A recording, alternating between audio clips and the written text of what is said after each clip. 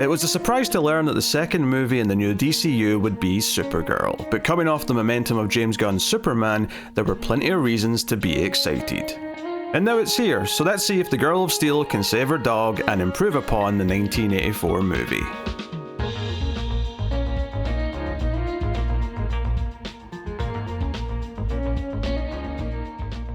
Welcome everyone to the Collector's Cut. I am Peter, and joining me as always is David.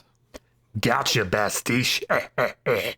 This is a movie podcast, and we're doing the new Supergirl movie. We did a little two-for season here. We did Supergirl 1984 earlier in the week, so hopefully you checked that out if you were interested. But today we're looking at Supergirl 2026, part of the DCU. It's the second film in the DCU that's currently going.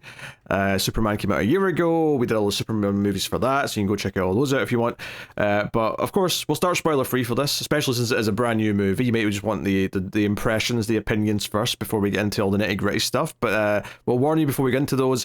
If you like the show on YouTube, please do hit the like button. Helps us out a bunch, and give us 5 stars on your podcast app. All that stuff does help, and you can support everything over at Patreon and get some bonuses. But I'll tell you more about that at the end of the episode. So we're coming into this from the perspective of two people who actually read a lot of DC comics, right? Who have both read the source material that this movie is directly based upon, which is Supergirl, Woman of Tomorrow, written by Tom King and art by Bill Evely. So we're coming in loaded. We're coming in with opinions. We're coming in caring about the characters and caring about what's going on. That is the perspective you're getting here. This is not like, a casual just, is this new superhero movie any good? I mean, obviously, yes, we'll have opinions if it's good or not, but we're coming at this more from the proper fan perspective. So I get that out of the way, but usually I try and ask you something before I get to what your opinion of the movie is, just for small talk purposes. Yeah. But nothing's springing to mind here. Well, I got one. Okay. I think we spoke about this off camera. I might have been on last week's episode for, you know what I mean? But the source material, how long has it been since you read that? And do you have a firm memory of it? It was when it was coming out. I read it in singles as it was releasing. Okay. So not since then. Broad, premise I remembered. Couple of specific things I remember, moments. And certainly there was a couple things in the movie where I went, I don't know if that's how that happened in the book. And I double checked a couple things, but not a lot. Did you do a reread recently to freshen up? I pretty much did what you did of a gloss over. Okay. And it has been as long. So I'm aware of very specific things, and there was one aspect of the book, which I don't know if it's spoiler to say what's in the book or not. I'll play it safe and say it is spoiler, but there's one character. I think for now it is. Once we're in even once we're in spoilers, maybe we should still dance around it a little bit, but There's one character in the book that I was like, I have this very firm memory of this character showing up, and they are nowhere in the movie. So sure. Well, Lobo wasn't in the book, so he's here instead. Happy days on that front. We all love Lobo here. Lobo's the greatest character that DC has ever produced, right behind Jason Todd, Red Hood. Yeah, I don't like Lobo at all. He's just, I don't know. Anyway, look, the anticipation coming into this was, I was very hopeful. I liked the cameo in Superman. I want Supergirl to be good. I want it to be healthy. And the reviews, when they hit last week, were a bit mixed, right? They were kind of just underneath that fresh, threshold on Rotten Tomatoes, which is not disastrous, but it's not exactly like beaming praise where you're like, oh shit, we're into a winner here. It's kind of in that enough of a middle ground where you're like, oh, I might either like or not like this. It's actually right in that range of my feelings could go one way or the other. And that was a little bit worrying.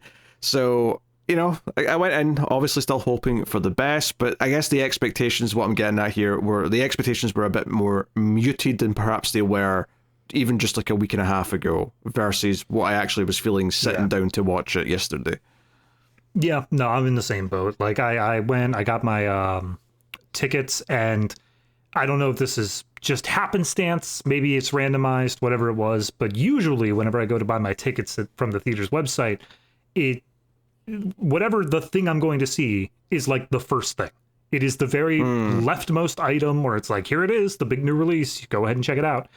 I had to scroll to see Supergirl, and it was behind like Masters of the Universe still. Again, maybe it's just by chance, maybe it's whatever, but I was like, ooh, that doesn't seem right.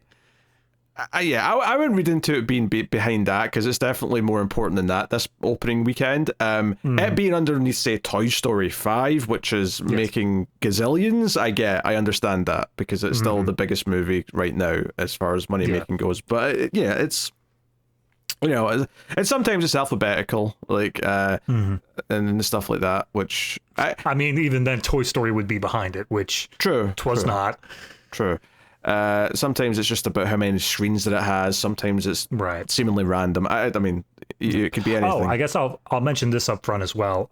Just because of the timing, like I had no other choice. I did see this in 3D. I don't think it matters, but other than you had that slightly uncomfortable, less than pleasant experience.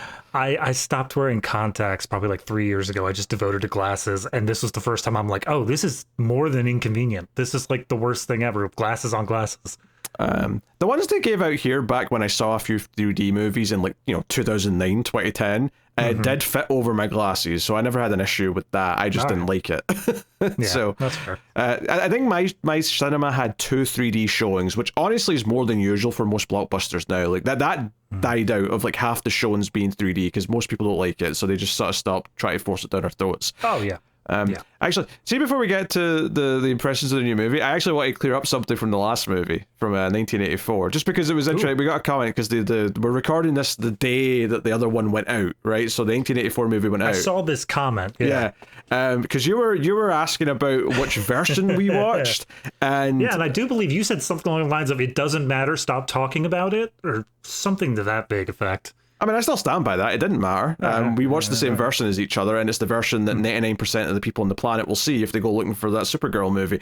But what I did not know, though, is that originally in the US, there actually was a shorter theatrical cut, and the version we watched, and it's also the version that everywhere has now, including the US, is a longer international cut.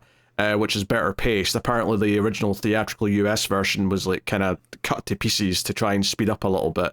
And that version has never been released on DVD or Blu-ray or any of the streaming platforms. Okay. There is a longer director's cut, which is longer than one we watched, and that was originally from DVD back in the early 2000s, and you can get, I think, a German Blu-ray of it now, but it's still fairly rare compared to the one we watched. I did look up the differences because I was just curious what is added, and there was no like new scenes or new like subplots or anything like that. It was more just a lot of like an extra couple of lines of dialogue in this scene, extra couple of lines in this scene, so on and so forth, and that just all the way through it, which honestly makes me think the pacing might be a bit worse just because all the scenes last longer. But I could be wrong.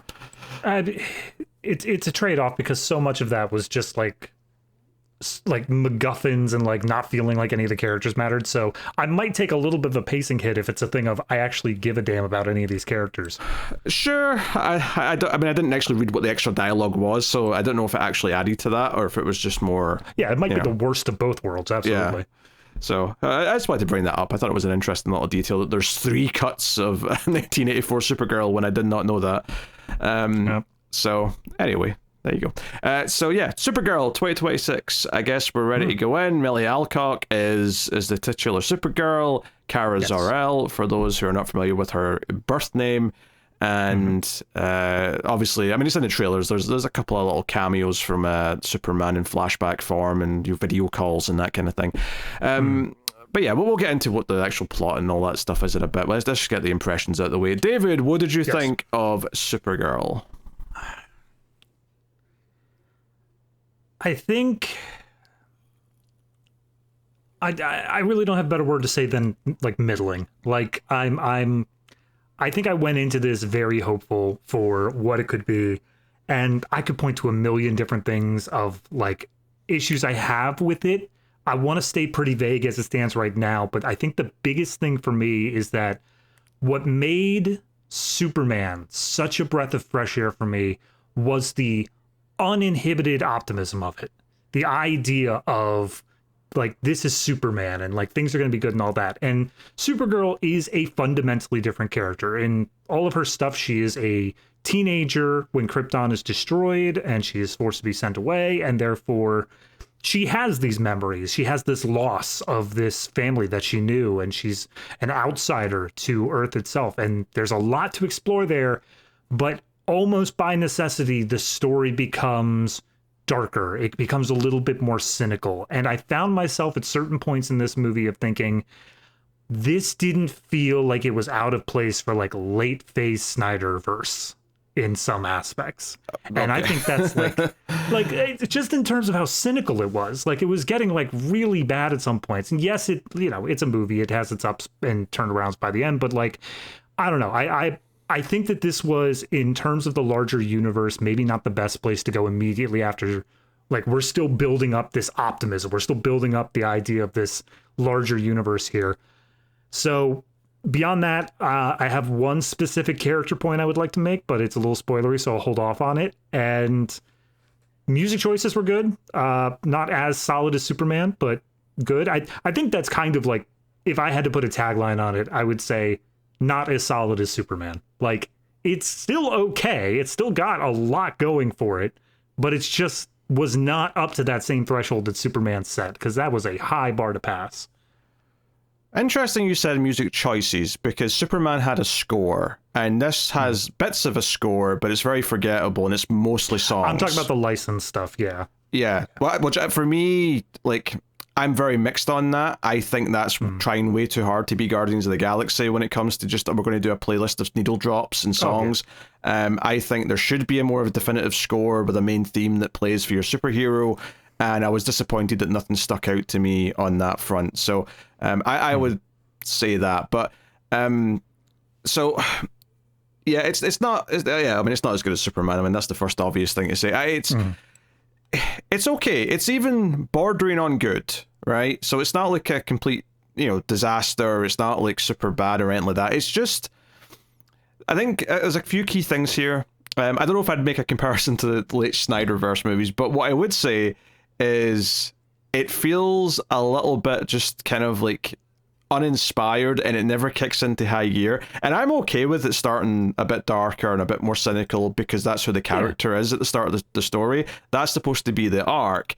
And if you nail that arc of her finding some hope, of her finding her heroic side, and I feel that when it happens, all of that cynicism and misery is 1,000,000% worth it, because it's going to make those heroic moments feel like a big deal when she makes that change. And I think, sadly, the biggest problem with this movie for me is that a lot of the key themes and ideas are a bit rushed, and it's not really got enough time to breathe to actually tell me the convincing story of why minds are changed, of why character arcs kind of happen. Like, they're there in the simplest way where there's just enough to justify things, but it's not enough to actually really feel it in a way that kind of hits with me. And yeah, part of that is, hey, cut out Lobo. There you go. There's an extra 10 minutes you can devote to more important things. God, I kept waiting for Lobo to be like, oh yeah, here's where he's like actually going to tie into the plot, but nope. He's just on the outskirts the whole damn time. It's so tacked on, and it's so painfully obvious that he is tacked on to this. So yeah, consider that a critique. But yeah, I mean, like, I like Milly Alcock as Supergirl. I think there's some fun sequences, but there's definitely like bigger superheroic moments that I could have went for if they'd really went for it. But more than anything, it is just a case of, I want to really feel that character change, and I want to feel like the sense of inspiration, of hope, of her finding what she wants to fight for, of her wanting to do the right thing. And ultimately, the stuff that actually sets it up in the movie is so kind of lazy from a writing perspective that it's difficult to really get that latched onto it. And we're going to have a hell of a talk. We can't really do it properly now because we're not in spoilers, but I don't know if you saw a quote from the writer of this movie in the past couple of days. Oh, I don't know if I have. Well, I was looking up articles, but I don't know if I've specifically come across this one. I won't say the quote right now because it would be very spoilery for the end of the movie and the book, but I will say that the quote revealed that the writer of the screenplay for this movie straight up misunderstood the ending of the book. because she said something happened at the end of the book, which did not happen at the end of the book, to justify why she wanted to change something, and it makes no goddamn sense because that's not true. It did not happen. Yeah, I glossed over a couple issues when I was rereading, but the one I really buckled down on was the last issue. Yeah, you want to see how it ended. This seems pretty different. Yeah. And it's not even so much that I necessarily hate what it does in the movie in terms of a couple of specific choices, but that being the reason, made my eyes widen. I was like, whoa, how did no one catch that she didn't understand the book? She was hired to write the goddamn movie. And the script is probably the weakest thing in the sense, because the direction's fine. I will say that the comic book is very, very colorful, and a lot of the places they go in the comic are just brimming with fantastical colors and all that. And the movie's pretty brown. There's a lot of darkness and brown and stuff. Okay, so this was the other thing that kind of made it feel like late Snyderverse to me, is that I'm watching this in 3D, and for anyone who hasn't done 3D, it by necessity is darker. It is not letting in the full amount of light from the screen into both eyes. Well, I wouldn't say it's by necessity. I would say it's a defect of the process to get the 3D. Fair enough. But I thought, especially as I got the ticket, I'm like, all right, this is the James Gunn universe. I was thinking back to Superman, because I also saw that one in 3D on my second go around. And I was like, that looked great, because that was all bright and poppy and wow. And then going into this one, I'm like, first maybe 5 minutes of the movie, I'm like, I can't see a goddamn thing. I have no idea what's happening. Yeah, it's a bit of a trend in a lot of again, I don't you keep comparing it to Snyderverse. I wouldn't compare it to Snyderverse. I feel like you're jumping to that. I would compare it more to a bland Marvel movie. Is kind of is more that's fair. What it reminded me of. And when I say late Snyderverse, the thing that pops in my head is Blue Beetle and Aquaman, and I'm like, that was Marvel. That's what Marvel was doing anyway. Yeah, but what I'm getting at though is that this to me is not trying to be edgy like those movies were, outside of maybe a couple of specific things. To me, the feeling I had that upset me by the end was that it just felt a little bit like it was not hitting the high stakes that I wanted it to hit. It felt undercooked. And to me, that's what I feel when I watch most modern MCU movies, if I watch them, which to be fair, I've not watched that many of them in the last 4 or 5 years, but still. That's kind of the vibe that it was giving me at points. And it's a shame because, Superman was so full of life. It was so energetic, and it felt like it was in love with the universe it was in, and it was trying to establish these things, and it was so full of life. And this, by comparison, all the things that in theory are giving it life all feel kind of reheated. It's kind of funny that the movie that James Gunn didn't direct is the one that feels like it's actually taken the most from James Gunn's previous movie, where it's doing kind of it's like Guardians going to nowhere because she's at the space station kind of place, and it's like this and it's like that, all the needle drops. It feels like it's doing very kind of tired generic stuff, and there's things in here to like and stuff that we're going to have I think fun talking about. There's a lot of the movie just feels a little bit more generic superhero, and I think that's the last thing I wanted was generic superhero. I wanted something with a bit more bite to it, and not necessarily like a dark bite, just any bite, just bite, and it's the way that Superman was baiting for optimism and hope, but it had bite, it had aspirations, and this feels like it weirdly, and because it's based on a specific comic, we know what that could have been, and it feels like it muted things in there to just sort of tone it down to be more of a normal movie. Yeah, no, I get what you're saying. One thing I definitely felt, and without again spoiling too much of what it is, there's this overarching umbrella theme that not moral, but the message, the idea that it's going for, that encompasses both Supergirl and Ruthie. However, when you get down to the specifics of the characters, what Supergirl is trying to relate to Ruthie feels completely separate from the rest of what her character's story is in the movie, and that dissonance there I just couldn't overcome. It was two completely separate character storylines going on that they just have under this larger umbrella, which it's not a spoiler to say, it's basically just you're not your trauma. That's the larger umbrella storyline. That's more or less what it is. Well, that's just the I guess the subtext.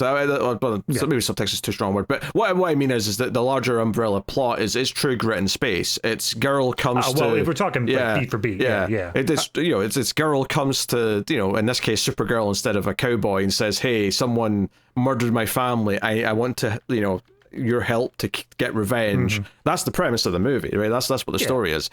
And there's also something with crypto, which is set up as well to give Supergirl a driving reason to get involved when she really doesn't want to, because she is not a hero like Superman is yet. She does not want to just get involved for the sake of things. She's the reluctant hero, and that stuff is solid enough. And I think it's almost interesting though that like I was enjoying the flashbacks that were explaining the sort of the mythology and lore a bit more than I was enjoying the ongoing story and the main plot of the movie. They do like a little brief flashback at one point, then hold off on it, and then do like a heavy one. And I found myself, as soon as the heavy one was ending, I'm like, no, go back. I like that. keep doing that. Yeah. This is just it's almost like it's a little bit too short as well. Like, it's, again, if they just fleshed out a few of the key ideas and like really motivated the change, and there's some mechanical choices made in the third act that I thought were a little bit strange, which I'm going to talk about in spoilers, so I'll get into that as well. But as far as anything else goes in terms of spoiler-free stuff, like I say, visually it's weird to me that they made it so brown and dark when the comic's so colorful. It kind of contrasts with her mood and kind of works in a weird way, but the direction otherwise is decent enough. Like, I didn't really have too much of an issue. Maybe Gillespie here, who's Craig Gillespie's the director, maybe he's not the best fit for action. He's a very good director, though, when it comes to drama. He did Lars and the Real Girl, which I think is an excellent movie. He did I, Tonya, which was pretty solid. And a few other movies that I've not seen, but nothing like Supergirl, though. He's not done any big sci-fi epic blockbusters that are about going through space and doing all these other things. So maybe some of his limitations kind of popped up at certain points in here. But hey, it is what it is. But yeah, Milly Alcock's good as Supergirl, though. I think she has, charisma. Yeah, no, it's weird because I think that her acting, her performance in this is again, it's cynical in a way, but I like it the most. I think she brings the most character to the role in the movie. And then from there, like every other character beneath, I would say it goes like the main villain, Krem, maybe Jason Momoa, and then unfortunately I gotta put that Ruthie girl at the bottom. Like oh god, I got such words with that. Like if there was any sort of failure when it comes down to a directorial sort of thing, if we're talking about the color scheme, we're talking about all that stuff, fine. I think that the choices that were made when it went into not even just casting this girl, because I think she can give this performance, but the idea that she feels like in the movie she is way in over her head, but I think the tone they were supposed to be going for, and the tone I would have liked more, is she is depressed. Like without spoiling the stuff, like a lot has happened to her, and she is trying to find any sort of cure for that in the world. And I don't feel like the way that her character interacted showed that. It felt more along the lines of, oh, this is just a girl who's like 8 years old who's just like going on an adventure sort of thing. And that just pissed me off for most of the movie. I mean, none of this changes too much fundamentally, but I do think 13 and 8 is a big difference. So I'm going to point out she was 13. I mean, that's fair, but like, yeah, in terms of how she acted, I felt younger than that. It didn't feel like she was at that level. Well, she grew up in like a farm on a weird backward planet, whatever. I mean, I don't know if it's on the child actress, Eve Ridley, who plays Ruthie. I don't know if it's entirely on her, but no, that's why I said the director. I feel like it was a choice of like, the director could have stepped in and said, we're looking for something a little different here. Sure. I mean, Krem, the villain, like, I think in some ways he's got a nice mean streak to him, which I appreciate, but also he never quite, I think, rises above being kind of like like he never becomes like an A-tier villain, right? He never becomes like, oh, this is like an arch nemesis type thing. You're going to remember this character. It feels like he should maybe come across as a little bit smarter for some of the things that he actually kind of lures Supergirl into, or like has ways to like deal with her.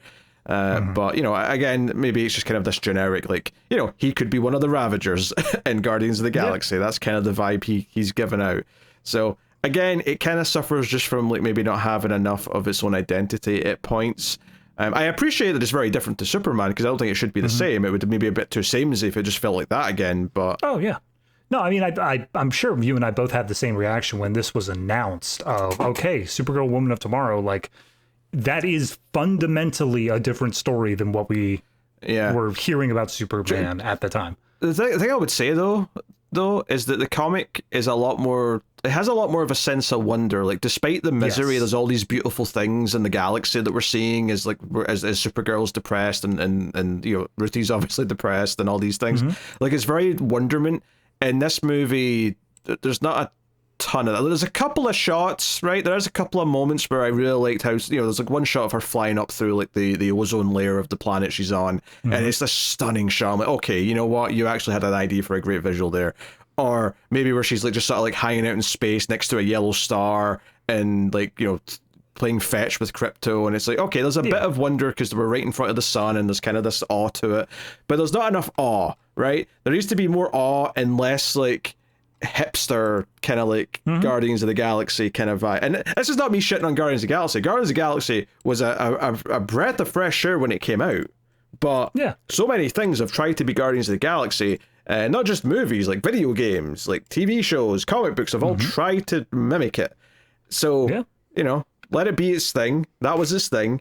This can maybe move away from it a little bit. I mean, I get where you're coming from with the Guardians vibes, but I do think that there is a aspect of Guardians that I think is going to be present in this universe, which is this idea of we are having fun with it. Like, it is meant to be just a fun time. I think this does copy one or too many things, but I also think that's kind of just a byproduct of it is a spacefaring adventure where we're just going to introduce random ass aliens. Now, like for you and me, I think we probably would have been better off of like, hey, maybe throw a Kaluan in there. Maybe throw like, I don't know, some other random like alien race that we can recognize from DC history and be like, oh, that's something that is being pulled from the vault, rather than just, oh, that's a blubbery one, and its whole thing is that it's fat. Wow. Yeah, I mean, I just like Guardians of the Galaxy. When I'm comparing it to that, it's just because that started the thing that everyone tried to copy, so everything about it feels generic now. But like, there was lots of space movies before Guardians that didn't have to feel like Guardians, even if they were being light and fun, even if they were trying to have fun with what they were doing. Right, so... Well, I'm not even talking about just space movies. I'm just saying, like, that light, fluffy, like...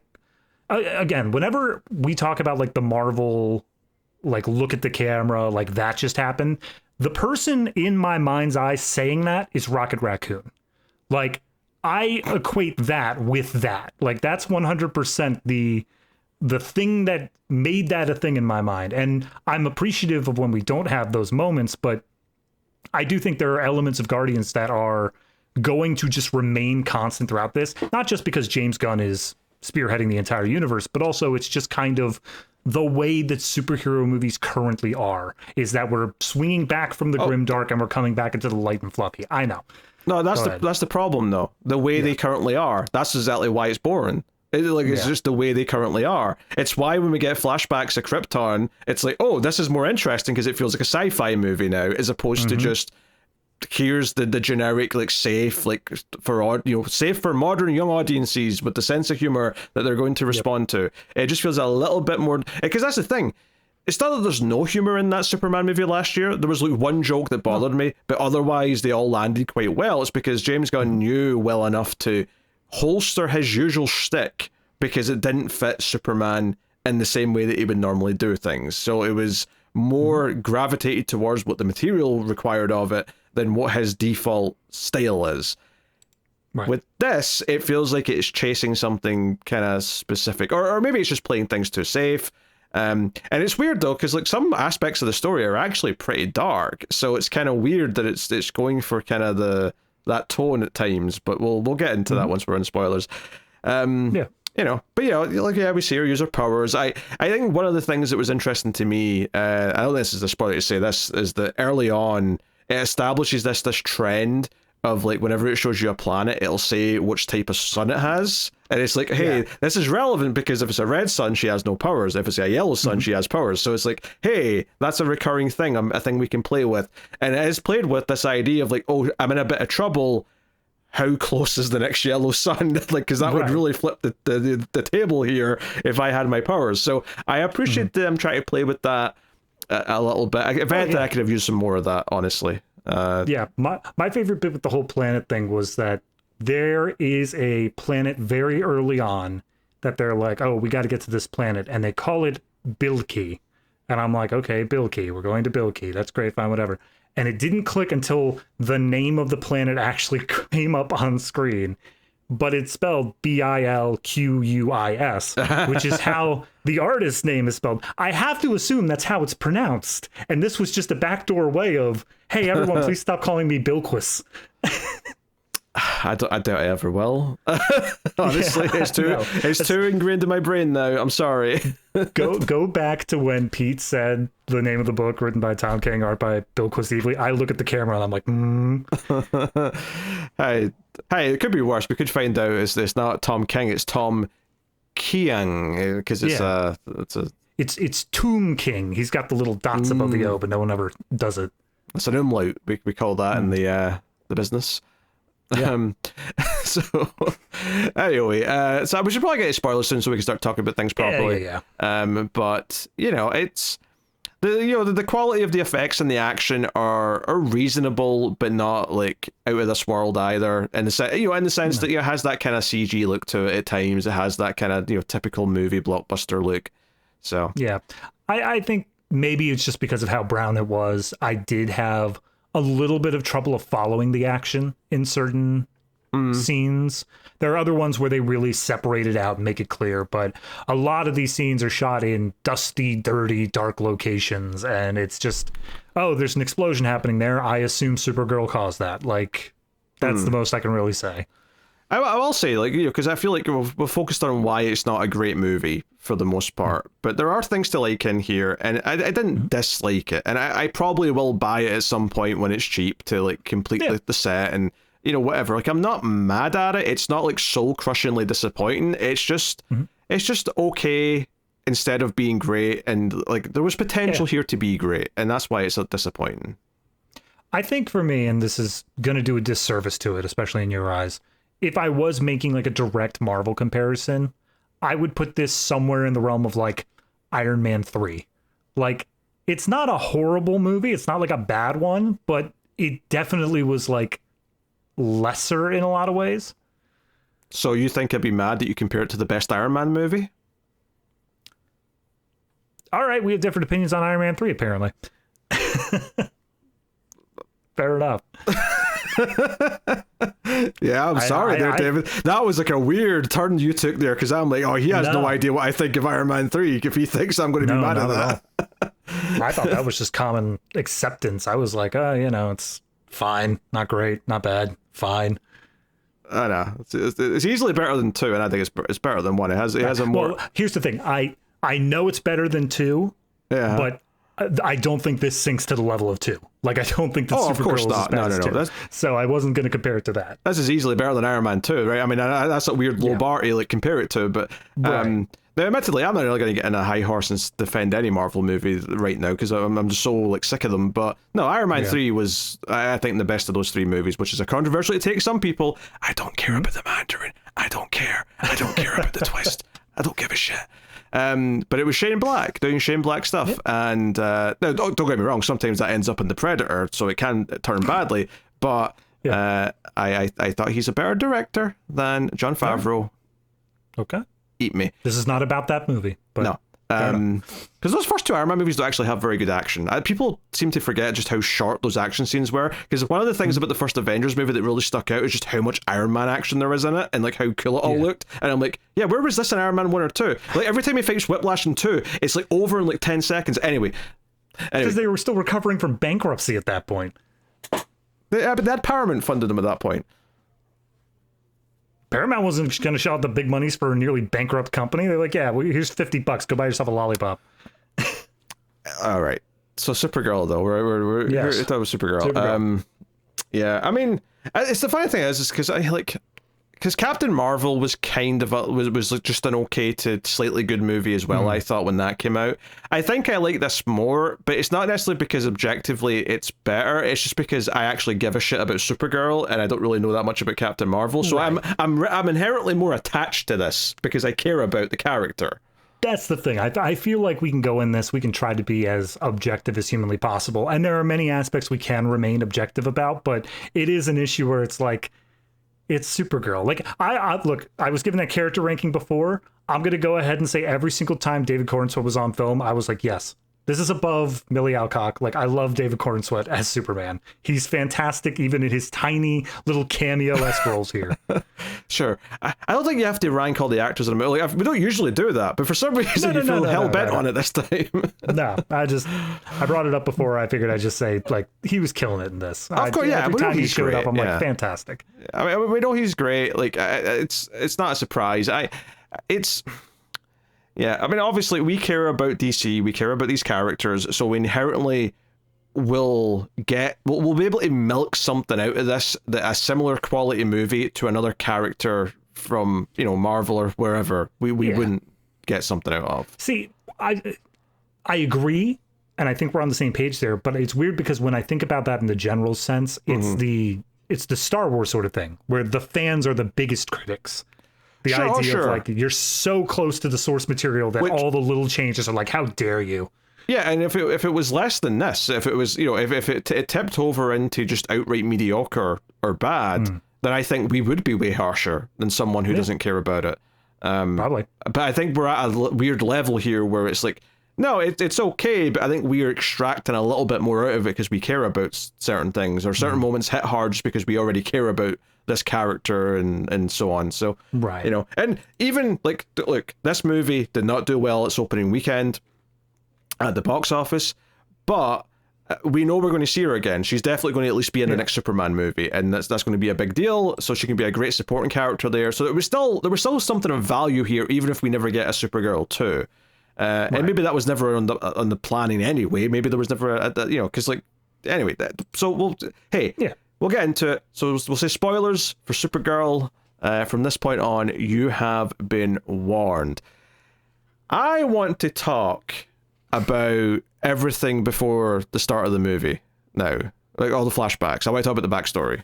Oh, I thought you meant the trailers. I skipped my trailer speed. I don't know what you're talking about. No, I got the same things that I always do. I mean, the Spider-Man trailer was new, I guess.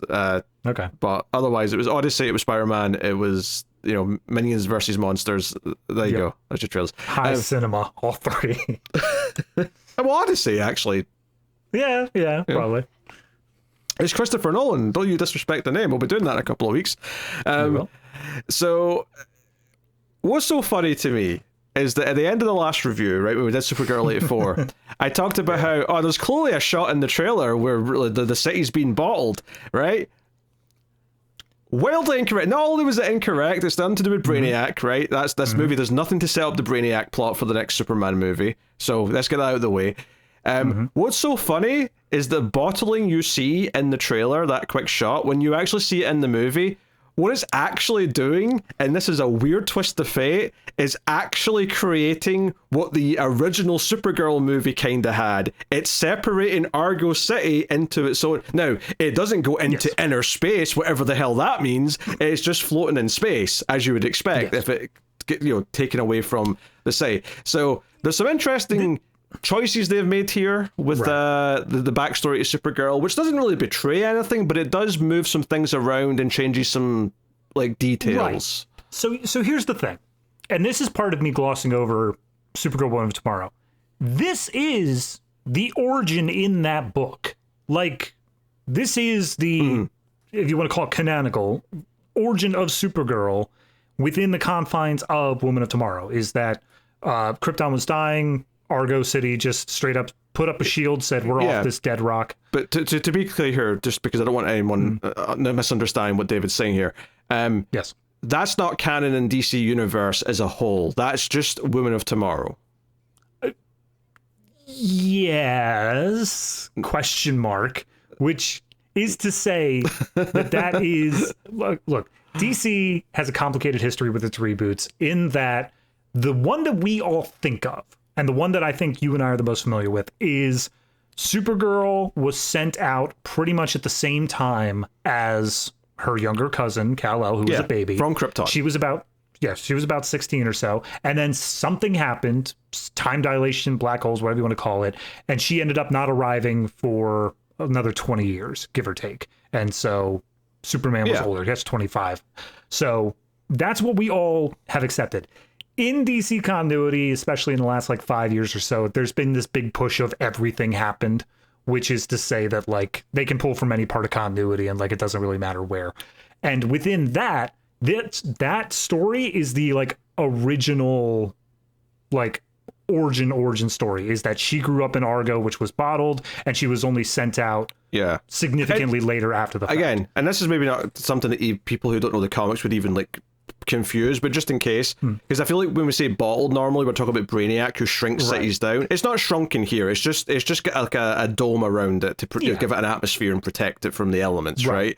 So basically, Krypton, we see in the flashbacks, Krypton is dying, it's about to go, and Zor-El, which is Kara's father, and Allura are like, hey, it's time to save as many as we can, it's time to go, yada yada yada, and they turn this thing on, it puts this dome around the city, and it breaks off, and they leave Krypton as Krypton. We can see it in the background. We don't see it explode, but we can see little individual explosions and bad weather and stuff. It's it's on its way to going boom. So they separate, and Kara is not born until after they've separated from Krypton. So the weird technicality here is that Kara was never actually on Krypton proper. I don't think that actually changes anything though, because she still grew up in Argo City and she still had to leave that behind and so on. No, it doesn't change anything from the Krypton aspect, but I do think that it removes an interesting character dynamic with Clark. Sure. That's the thing that seemed the most interesting, is she was going expecting to run into a little baby, and then she ends up meeting a 27-year-old man. Oh yeah, that's the thing that's different. That part's different, yeah, for sure. She knows that Clark exists, but obviously the timey-wimey thing doesn't happen here. It doesn't have to, because she was just born later and sent much later, because she's was she 15 by the time she's launched from Argo City? Yeah, right? Something like that. And it doesn't say how long the trip was, but yeah. Yeah, but she wasn't born until after Krypton went boom, or at least it was close to booming when they left, so maybe it syncs up a little bit, but it's been 15 years, say, since Krypton went boom, so she just arrives appropriately for when she left versus when when Clark left. So that part makes sense, and it still works for her as a character the same way, because she still knew her parents, she still knew Krypton society around her, and still had to give it up. It just wasn't. It went boom. We'll get to what it was in a minute. That's kind of a separate conversation. What I think is interesting about this though is just this idea of this idea that they got to keep it for a little bit, and they tried to protect it, right? They tried to sort of ensure the thing that existed could keep going, even when everything was saying, oh no, we all should have died with that, and it didn't quite work. There's a kind of an interesting element there. The idea that everyone in the city starts dying because when Argo was ripped from the planet, the soil had kryptonite in it, and that's slowly giving them all cancer, which is interesting, because you're well, that's not affecting the way kryptonite normally affects Superman and Supergirl. But I'm yes, but they're not under a yellow sun. They're effectively normal humans being affected by kryptonite, which actually does affect normal humans like this if they're exposed for kryptonite for too long. Because in the comics, Lex has had cancer in the past. Now again, this is something that changes in reboots and continuity changes and stuff. It's not always consistent, but it has happened. Yeah. No, absolutely. And they pull it up. They say look, we're all going to die anyway. And it's not it makes sense. This is a highly advanced technological place. It makes sense from the idea, they're not going to die of something simple like food or water shortages or anything like that. They're going to think about that stuff. It's this thing that they couldn't have known. It's this thing where they're like, oh, sustained, prolonged radiation from these rocks is going to kill us. What I really liked, though, actually, and it's not that in-depth, right? Because obviously one of the big changes they made in Superman was the idea that Jor-El and Lara were like, hey, son, go dominate this world and, you know, make it yours. We said, oh, what was Kara going to think about that if she has an opinion? And we don't get her opinion because obviously she didn't even exist. She never met Clark's parents. But there is one line just before they go to the city and bottle it where they see like Clark's ship, right? Zor-El sees it and says, oh, is that her nephew? Yeah, but he says, or I think it's maybe Allura who says, oh, your brother has determined that their son is going to be a ruler of a world. And it's just one sentence, but there's just enough of, like, the way she says it is just enough to get that she doesn't think highly of that choice. Like, she disapproves of it. And I think it's very interesting that means that, yeah, it was never planned for Kara to be sent in that way. And it's not until everyone starts getting sick where Zor-El's like, oh, I found Jor-El's plans for his ship. I'm going to build it so we can send Kara away. I kind of like that Jor-El and Zor-El were not on the same page. Politically, even, they seem to be very different people. And it's funny to me that Zor-El's way more like Jor-El in this than usual. No, I do like the flip because that, I mean, there's varying characterizations for how Zor-El was, but I do feel like it is typically a little bit more antagonistic, a little bit. He's usually the worst one versus Jor-El, yeah. But I like this idea where he's like, no, I'm saving not just one little baby out of nepotism of like trying to get this baby to rule a planet. I'm saving an entire city, and like he's also not ruling over it. We don't see him as like a like God King or whatever. He's just another guy there. I like the fact that the niceness, the idea that her parents were so good to her and like tried to make things work for her is part of why it was so hard for her once they died, like once she had to leave them. Yep. And this is all subtitled, by the way. They are speaking Kryptonian for these scenes. So just pointing that out as well. I should also mention the actor playing Zor-El. I recognized him pretty instantly. Because he was on The Deuce and way back when I think he was in 10 Things I Hate About You. But his name's David, was it Krumholtz? Krumholtz, yes. I was like, oh shit, that was a weird pull. I didn't expect that, but that's cool. I liked him. Yeah, he did good. So no, it's interesting. The only negative thing I really have to say about kind of the backstory stuff is that the impotence for her to be like good basically comes down to one or two conversations with her parents where it's like, hey, when you go to this other planet, you're going to be very powerful. You should use that to do good. Right? Yeah. And it basically comes down to just a couple of pep talk lines from her parents before she left that she remembers them. And that's kind of, and I wish it came a bit more from like seeing the bad things that are happening and realizing she can do something about it. Right. I wish it was more about cause and effect as opposed to just the generic movie. My parent gave me one word of advice and I'm going to cling to that like Uncle Ben, because it's the thing that I can do. But I mean, that storyline is kind of my biggest problem with the movie. Not in terms of like, you know, her saying, oh, they told me to be good and that's why I'm good. It comes from the idea that the larger overall umbrella of You Are Not Your Trauma applies to Supergirl and Ruthie. And I know we haven't talked about Ruthie yet, but Ruthie's entire shtick is her parents were... But before we get to that, just to wrap up some of these other flashbacks that are, you know, just to get them done, because we see her like arriving on Earth and Superman opening the pod, and and they can't understand each other because he's speaking English and she's speaking Kryptonian, and he's like, yeah, why am I getting louder? That won't work. Like I was, because that felt like a good joke because it was like a very genuine, like innocent joke that wasn't like, it wasn't meta. It was just kind of like, it's kind of like when you're playing a racing game and you start tilting to the side and then you realize, why am I tilting to the side? It's not helping. Yeah. I kind of wish they would have taken a slightly different direction where like he says he's been tracking her pod or whatever for like 8 days, I think. Like he saw it coming in and he's like, oh, I've been tracking you, like you're from Krypton and all that. I kind of wanted him to have like 8 days of heavy duty like trying to learn the language in the fortress. Oh, right, yeah. But it sucks. Like he's barely able to string together a sentence. I don't remember the dialogue exactly if it comes up. Does he know she's his cousin when he opens that pod? Because I would assume he doesn't. It doesn't come up because he's questioning whether or not she's even Kryptonian. It's just like, oh, Kryptonian? Like, true. It doesn't come up the extra part. It would almost have been nice then. Maybe they did a scene like this and they cut it or whatever. But like, it'd have been nice to like the moment where he realized, because she knows that this is her cousin, because she knows about, oh, Kal-El gets sent to Earth. I'm going to see him there. He doesn't know who she is though. So it'd almost be interesting once she kind of learns enough words to be like, hey, that hologram talking there, that's my uncle. Like, I mean, I would even take it of he gets her into the fortress and like, you know, they've got all the robots with like bioscanners and stuff like that. Sure. Just be like, oh, she's matching enough of your genetic identity that she is related to you. And they say like, oh, she's a cousin. Like, here's the family lineage. Yeah. I mean, I assume once they get in the fortress, maybe the robots can translate like to and from to get them started. Oh, yeah. I'm sure that's how they did something. But, you know, it was an interesting sequence. We also see her, because the scene cuts actually when he says, oh, your powers are going to start kicking in any minute now. And it cuts to her like being frustrated with her super hearing. Like living like somewhere in Metropolis, and we can see the Daily Planet building out the window. I do think I like the idea that the reason why she always has headphones is because when her super hearing's active, she hates like hearing everything, and that's you know, because that's how it plays it in this flashback anyway. And I thought, okay, that's a neat little idea.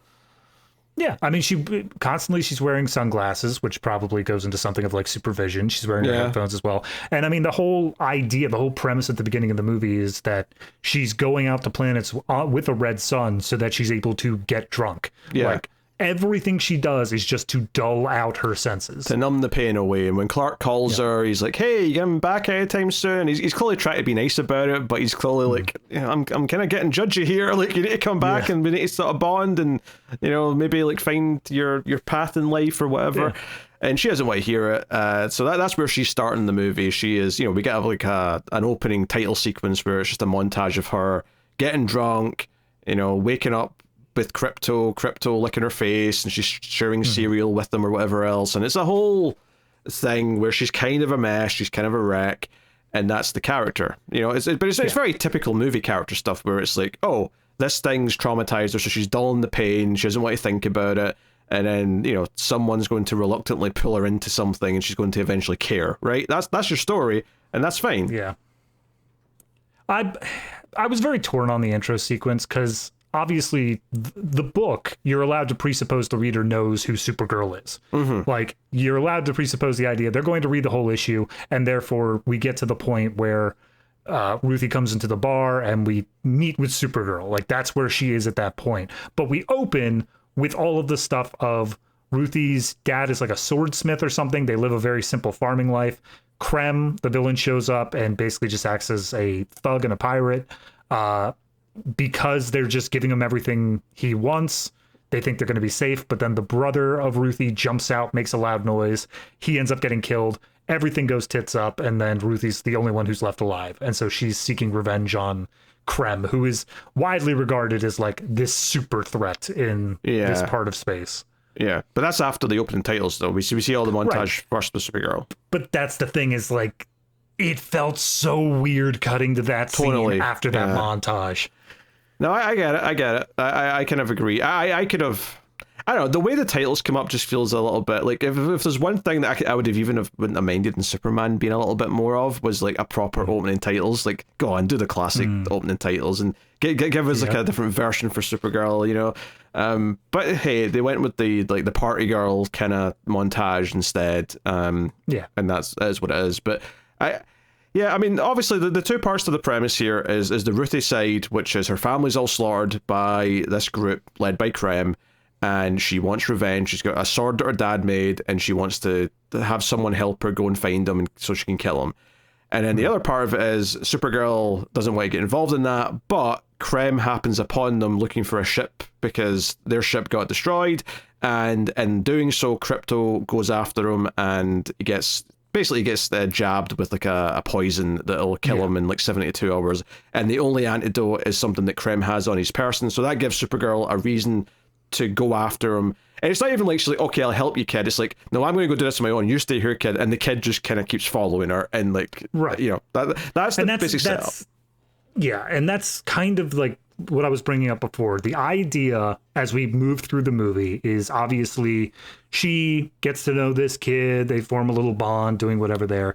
And Supergirl, who has already gone through her trauma, who already has all these things, she's maladjusted, for lack of a better word here.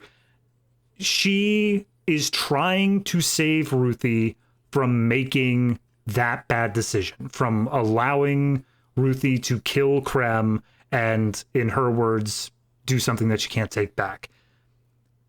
I get it from the idea of I'm already damaged in a way, and like I'm trying to numb the pain. I don't want to see someone else going through that. But the way that Supergirl presents it throughout the movie is implying this thing of I would know because I've already done this. And not in a vein of I've gone through trauma, in a vein of I've killed a man. Yeah. And that's the part that never lined up for me throughout the whole movie. It just kept not working because no one was responsible for what happened to her, right? That it was happenstance. Effect. I mean, yeah, she could be mad at the Kryptonian Council for not listening to Jor-El's like warnings. Sure, Jor-El's apparently a dick, so whatever. Yeah. But like other than that, there was no one to blame, so there's no one for revenge. So yeah, no, you're right. There's a disconnect there, and like you can have her recognize that this girl is going to like the part of it that does work, right, is that this girl effectively her world ended, and that literally happened to Supergirl, right? They both lost their world, they're both going to grow up angry, and she can recognize that this is happening to the girl. And I do think they do some smart things. It does the classic intro thing where when Ruthie comes out of the bar and makes her announcement, everyone just kind of chuckles, and like a couple of this rough dude comes up, this alien, just grabs the sword, steals it, and walks out, and Supergirl reluctantly, it's like, I can't just let that happen. I'm going to go and get her sword back. And that's kind of the thing. That even though she's kind of been a dick right now, she clearly still has a heart in there. And that's kind of your thing. And it's also why Ruthie might want to latch on to her. It's like, hey, she was able to deal with this. And notably, we are on a planet with a red sun right now, which did open a little can of worms, if you actually think about it too much, is that, so this is a red sun planet, right? Supergirl doesn't have powers. That's all fine. Once Ruthie's taken to a planet with a yellow sun, shouldn't that mean that Ruthie starts getting powers as well? Because she was born under a red sun? No, it has nothing to do with you being born under a red sun. It's Kryptonian genealogy. It's their genetics. Okay. I don't know. It popped out in my head that it feels like... So why is it only Kryptonians that seem to be affected with what sun they're under? No one else seems to be affected by it. That's just their genetics. I don't know. That's how it is. All right. I don't know. All right. Yeah. There's definitely interpretations that I remember reading that specifically say it's just being born under the red sun and then going to a yellow sun. I mean, by that logic, if you had a human being who was born under a yellow sun and you brought them to a different colored sun, would they get powers? Well, they may not get powers. It may be a negative effect. They may just die instantly. I mean, but... Well, I'm going to assume that if you send them to a planet and put them immediately under some other sun's radiation, they'll probably explode. I'm assuming it's like a rock, paper, scissors thing where so Kryptonian gets powerful if they go from this color to that color, but if they go to this color, they get weaker. And then back to red, they're just back to normal again. I'm assuming it's the same for a human where, okay... Maybe if we go to red, we'll get weaker, but if we go to another color, we'll get, superpowered. What I think you're describing is actually how in-universe the kryptonite works, because there are colors of kryptonite that give humans powers. So, you're kind of there. It's just not sunlight. Sure, I'm just saying, obviously that's the explanation in the movie, is that it is Kryptonian biology that reacts to the sun specifically, and not just because they were born under a red sun, but... No, I get you. Yeah. What I thought you were going to say can of worms wise is that she's under a red sun and she handily kicks the ass of this giant alien guy. She does it smart. Although she does get a cut and she gets a bit of blood coming out of her mouth and she's like, oh, I'm bleeding. And she sort of giggles at it because she doesn't usually bleed and she's kind of happy about it. And she's also drunk. Yeah. Yeah. It shows she's very capable even without her powers though. So I suppose that's, worth showing.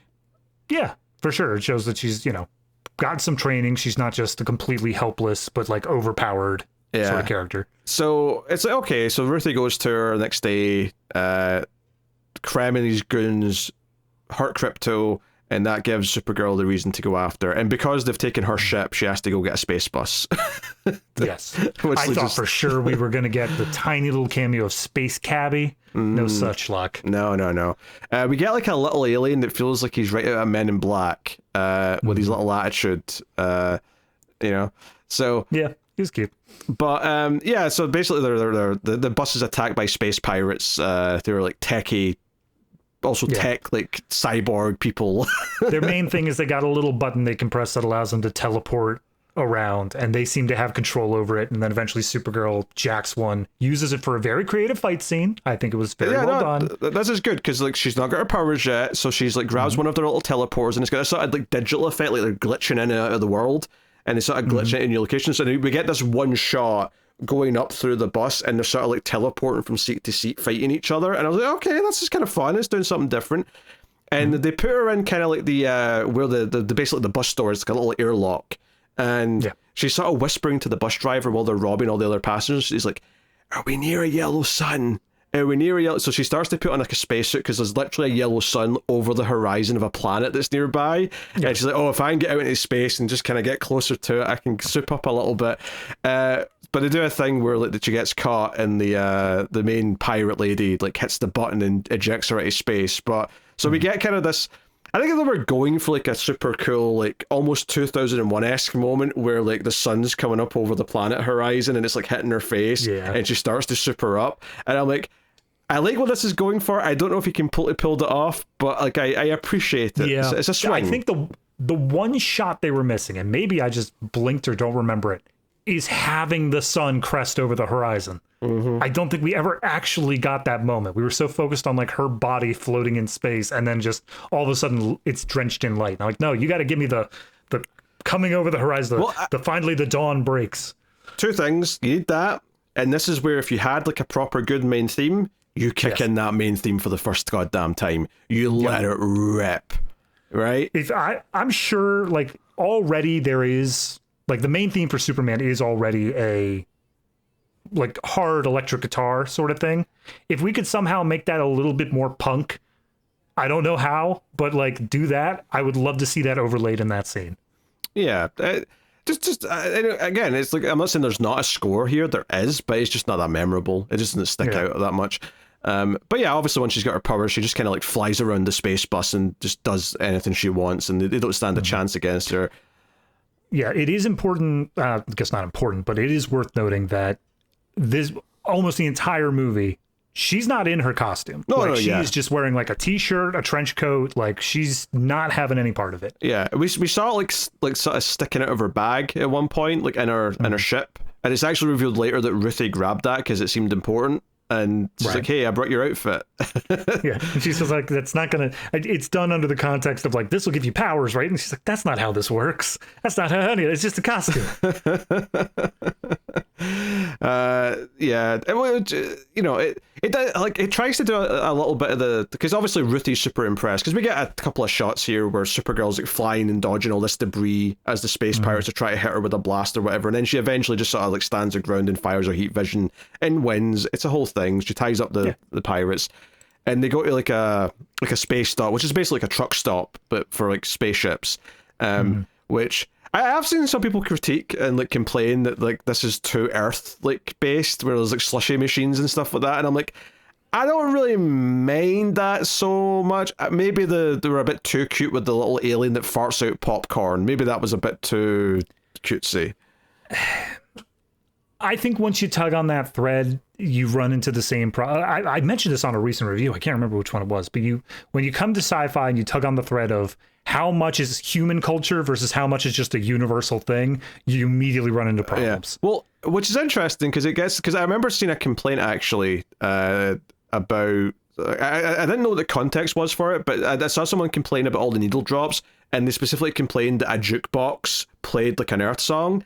But the problem is, though, is that sequence, which is right before Ruthie comes out of the bar, it's not on the jukebox. Supergirl jacks her like device into it. It's her music she's playing, and but that said, though, I know she was on Earth for at least like a good 5 years, so it's fair enough. But I was noticing every time she made a reference to something, like she mentions the Titanic, I think, at one point, and she mentions oh, what was the other thing? She referenced a couple of things that were very, you know, Earth pop culture, and I'm like, okay, that's not her pop culture though. She's adamantly feeling that she's not fitting in Earth. Yeah. But you know, she's making these references. But you know, fine line. I'm fine with you.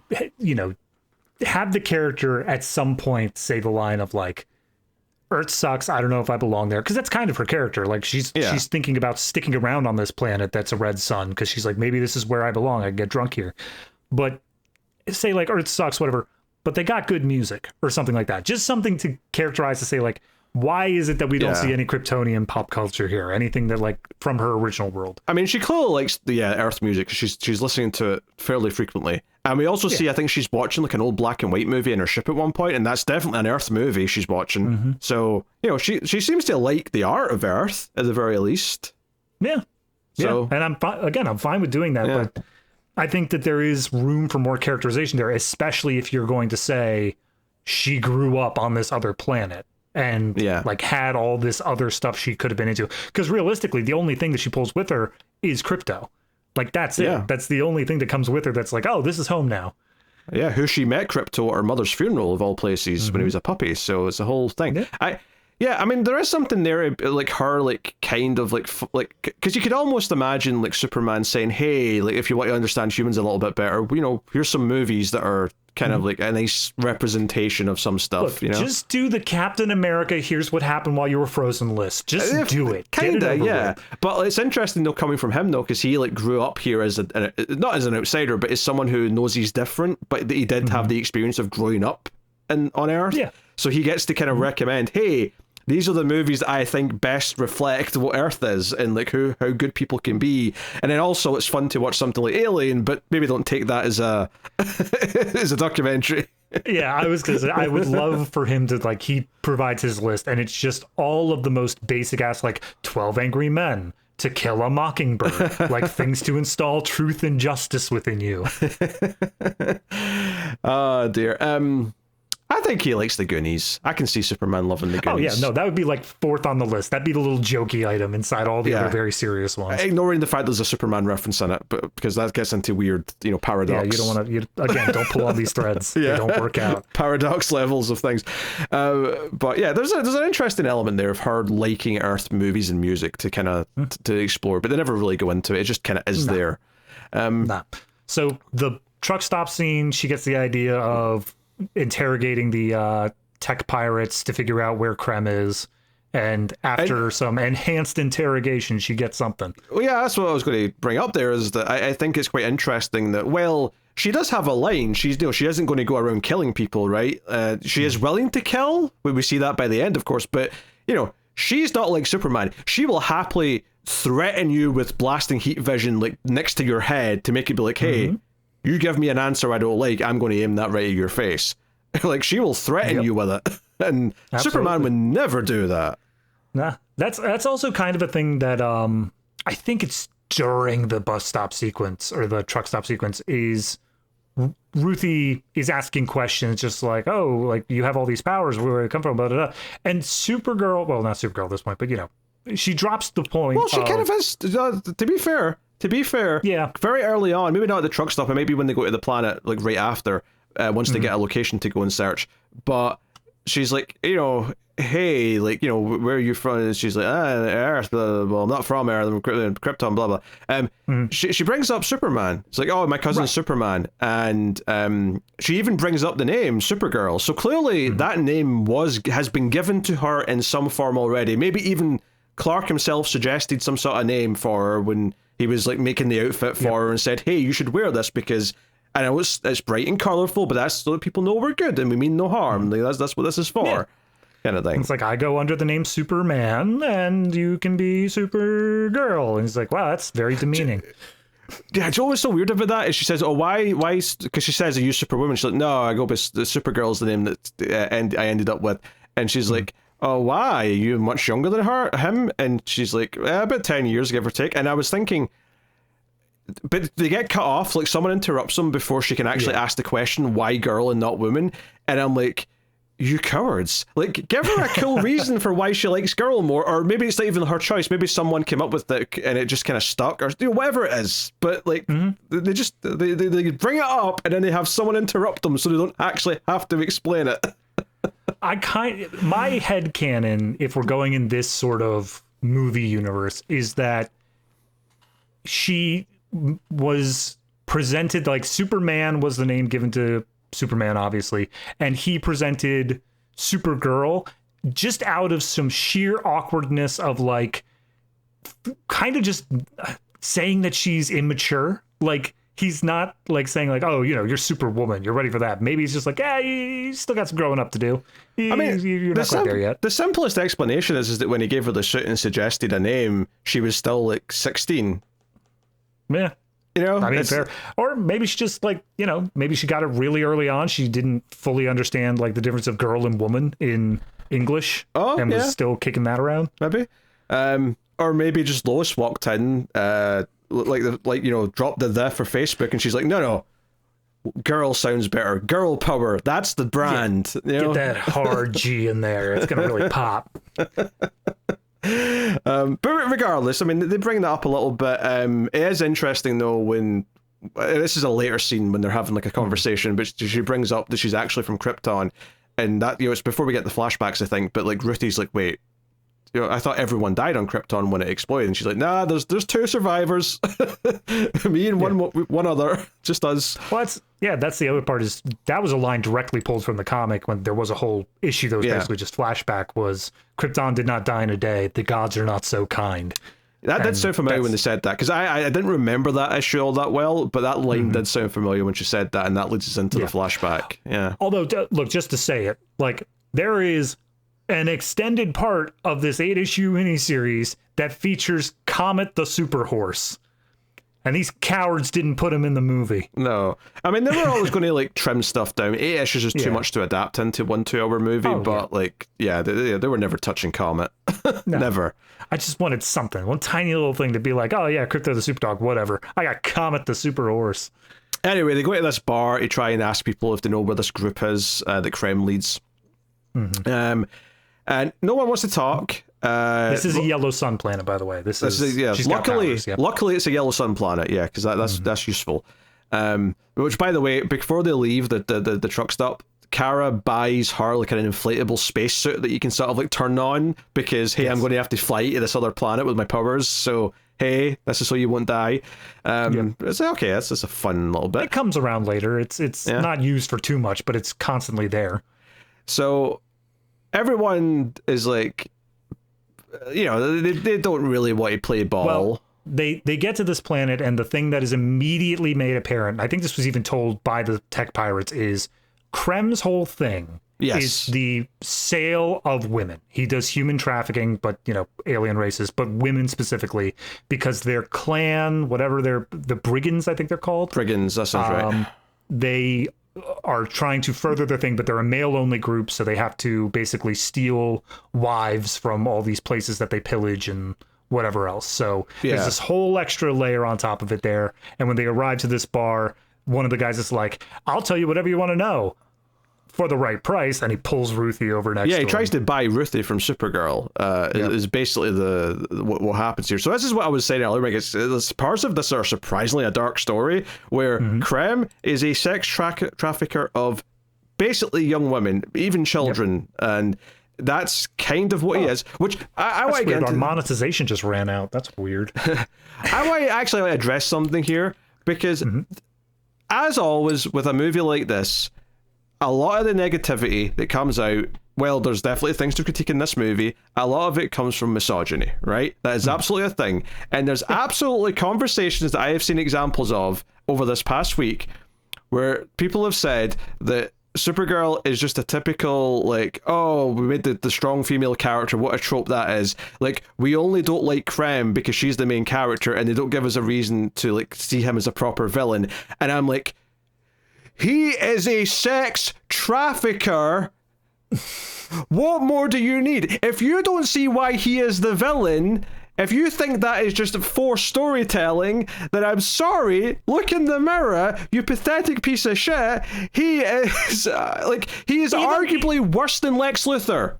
No, I would absolutely say worse than Lex Luthor. But like, even if you ignore, like, even if you miss that part, you walk out of the theater prior to that moment. The first thing he does is racketeering of this man's entire like stock of rare swords, and then kills his son for no reason. Yes. Like, what do you mean this guy's not? What?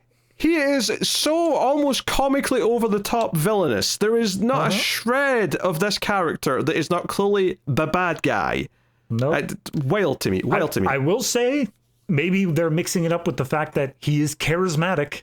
He's got that going for him. Sure. Okay, sure. Reading comprehension maybe isn't what it used to be. I don't know. No, it is not.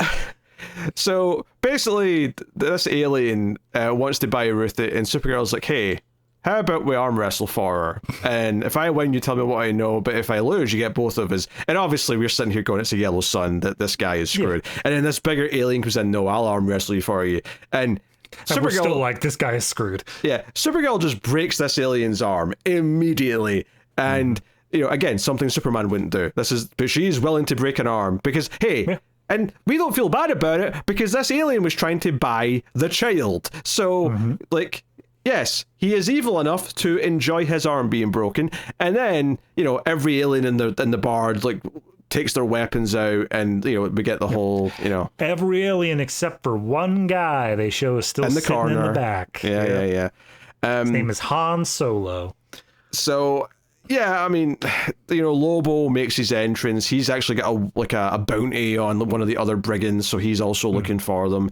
And Ruthie Supergirl recognizes him. Supergirl's like, that's Lobo. We don't mess with Lobo. We're going to sit here quietly at this table until Lobo walks out. But Ruthie's like, he wants the brigands too. We got to go join him. He'll help us in our fight. And Supergirl's like, I swear to God, don't do it. So obviously that doesn't really go particularly well. You know, Lobo's got his bike. You know, he eventually just kind of... I don't even remember how this scene ends. He just leaves. So Ruthie is about to get like way in over her head. Supergirl comes in, is just playing up a ditzy act. Is just like, oh yeah, we're vacationing. We're just playing the bar, whatever. Lobo walks out, not knowing any of the better. And then the bartenders are like, hey, we played dumb for Lobo when he was asking about the brigands, but we do actually know where the brigands are. Come back to our place. We got a friend who can lead you to them. And this is where we get a very long sequence of them waiting and talking, and we get the extended flashbacks on the rest of Argo City.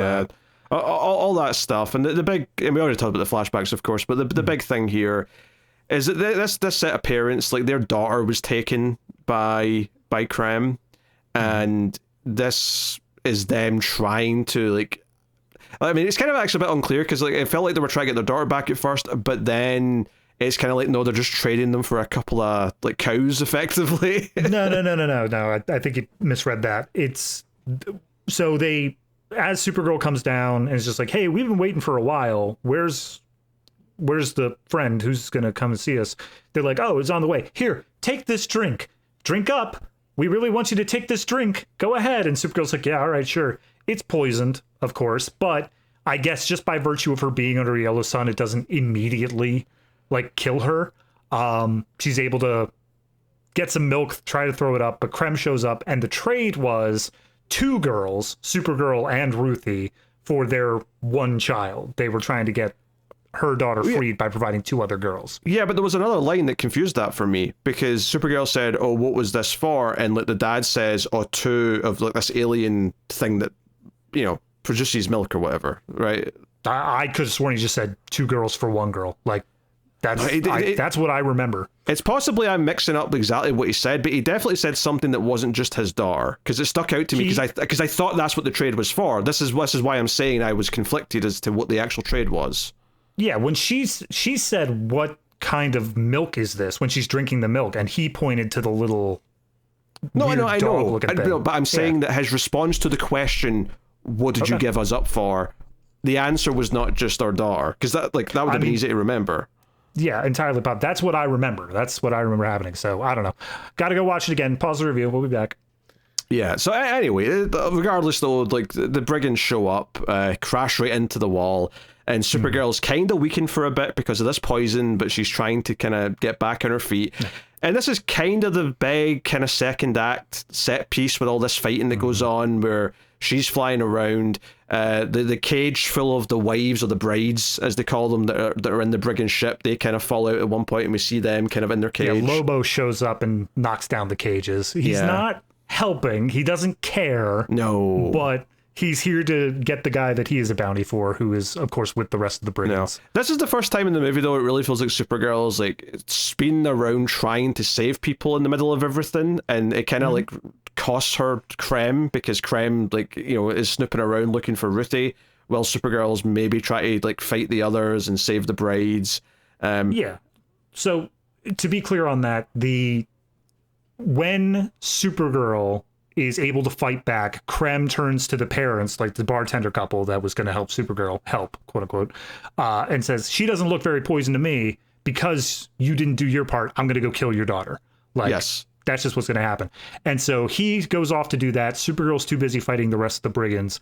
Ruthie, who has been told to stay back, sees Krem and then is like, I'm going to follow him and try to kill him on my own. Yes. And the very end of the scene, after she's taken care of all the rest of the brigands, everything's taken care of, she gets a lock on Krem, sees Ruthie is about to kill him, and then stops her. But because she stopped Ruthie from killing him in that moment, debatable whether she would have been successful.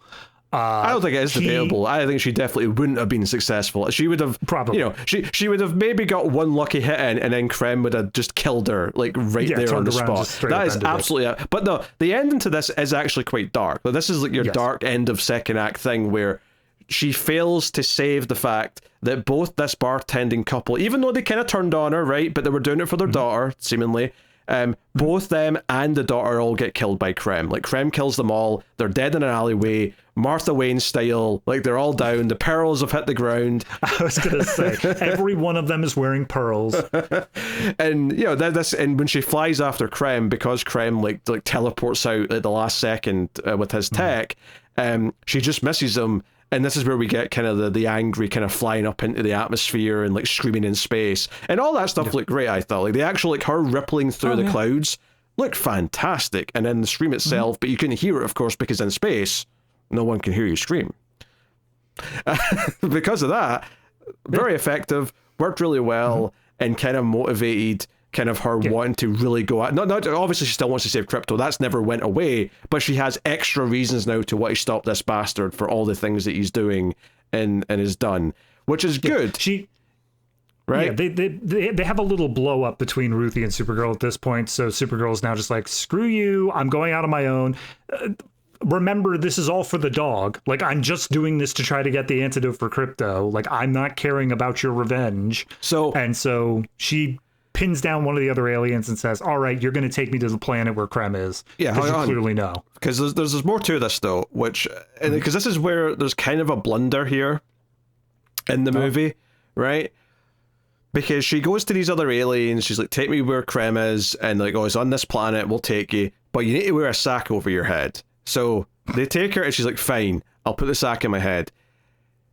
This all is prelude to when she is dropped off on this planet, and later we find out that Ruthie also snuck onto the ship because she keeps doing that, so she's there too once everything goes down. But Supergirl gets off the ship, she's on the planet, the brigands and their ships are somewhere on this planet too, she's going to go towards them, but almost immediately, this yellow sun on this planet goes down, sunset.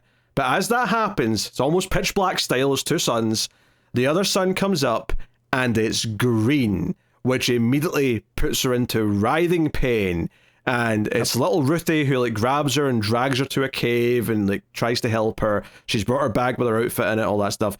And it's like, okay, the green sun is in the comic, right? Yes. I remember this. Now, in the comic, there's a lot more sort of beats to the plot. And one of the big things is that because Supergirl keeps chasing Krem, and Krem knows that she's pretty unstoppable, all things considered, he gets a MacGuffin. I don't remember what the MacGuffin was, but he gets a MacGuffin that's effectively like, he gets a wish to like send Supergirl somewhere, and he basically wishes to send her to a place that will definitely kill her. So It's not like she's tricked into going anywhere with a green sun, and it's more like this is so unfathomable that she would never get there in any other circumstance, but this magic device teleports her to where a green sun is, and that's why she ends up there in the comic.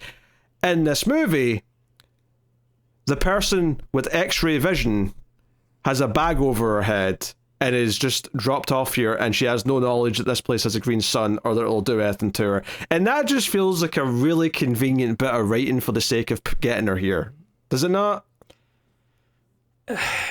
So, kind of. I think that from Krem's point of view, we see later on that like he has a weapon designed specifically to try to take down Supergirl. I think it's good villain ideas, and they even say this here, that Krem picked this planet specifically because he knew Supergirl was not going to be able to attack here. That's fine, right? That's fine if it actually mattered, right? Because here's the thing. Is Supergirl is out of action. She's writhing in pain in the floor in this cave, and Ruthie tries to go get her water, gets kidnapped by one of the bad guys. She ends up in a cell on their ship, and that's the stuff playing out while Supergirl's just out of the picture, and she's kind of off screen for a little while here as all this other stuff plays out. Now, the problem here with this is that in most movies where your hero's kind of out of action and they've lost their mojo, right? The most obvious I can compare it to actually that's relevant would be Superman 2, right? So in Superman 2, Clark, for love, and we criticize why he has to do this, but for love, he gives up his powers, right? He goes into this device in the fortress, he loses his powers, and then finds out that in that time where he's been having a honeymoon with Lois, that Zod and other Kryptonians have started terrorizing the planet, and now no one can stop them because he's not Superman anymore, right? So your big kind of like get into the third act, like, oh, he's going to show up and save the day, is him getting his powers back and like finding that crystal and picking it up, and it's a whole thing, and it's like, okay, he's got the thing. And sometimes, or an Iron Man, it's like Tony reaching for the reactor for his heart because he's going to die if he doesn't get to it, right? And he's reaching for it and he gets to it because the robot gives it down to him. These are the moments that this is kind of similar to, which is like, oh, if she gets to Yellow Sun again, that's it. Game's back on. She's superpowered again. We can do this. But the problem in the way it's presented in this movie is that it's basically just waiting for sunrise, and once sunrise happens, that's it. The threat of the green sun is gone completely, and it never comes up again. And we're just kind of waiting around. And we're not just waiting around. We're waiting around with her not even on camera. Like, we're not even like with her as she's like almost dying, and like maybe, you know, like there's nothing to visualize this idea that she was close to death and like just made it and that was no more or anything like that. We're just kind of waiting, and then eventually we cut back to her, and the yellow sun starts to come up, and we see it hitting the S in the suit that's sitting in the bag, symbolically saying it's time to put that on. And I just wish that there was more of an actual forward momentum and drive to like her just narrowly making it to the point where she can get back on her feet and choose to put the outfit on. The actual moment's a little diminished because it doesn't feel like they really set up this idea that if she chooses to put that outfit on, it's like a big deal, that she is taking the role of the hero, right? I really wish I felt that in this moment, and instead it was like, no, we were just waiting for the sun to come up, and it eventually came up, and there was never... Like, people just assumed she'd be dead because the green sun will kill her. It didn't. So that's it. Yeah. Well, no, I do have specifically points for the drive part of it, but this is specifically part of the problem with how they're focusing her story. Like, what are they trying to say with her character? Because the overarching narrative here is that she doesn't feel like she fits in. She feels like her entire planet's gone. She's going through the trauma and the grief of that. There is a lot to deal with there, but at no point in this movie has there ever really been a problem of Kara does not have the morality to her. It feels like she's irresponsible. It feels like she's whatever, but that's part of what her mom was saying. They keep flashing back to that on this particular section of, you don't have to be nice. You can still be tough. Like, there's nothing to stop you from doing that, but you can still be good. You should still be good. And that's what it feels like it's going for, is this idea of, oh, well, she's making the choice now to get up. She's putting on the suit. she's becoming the hero. But everything else in the movie was her also being the hero.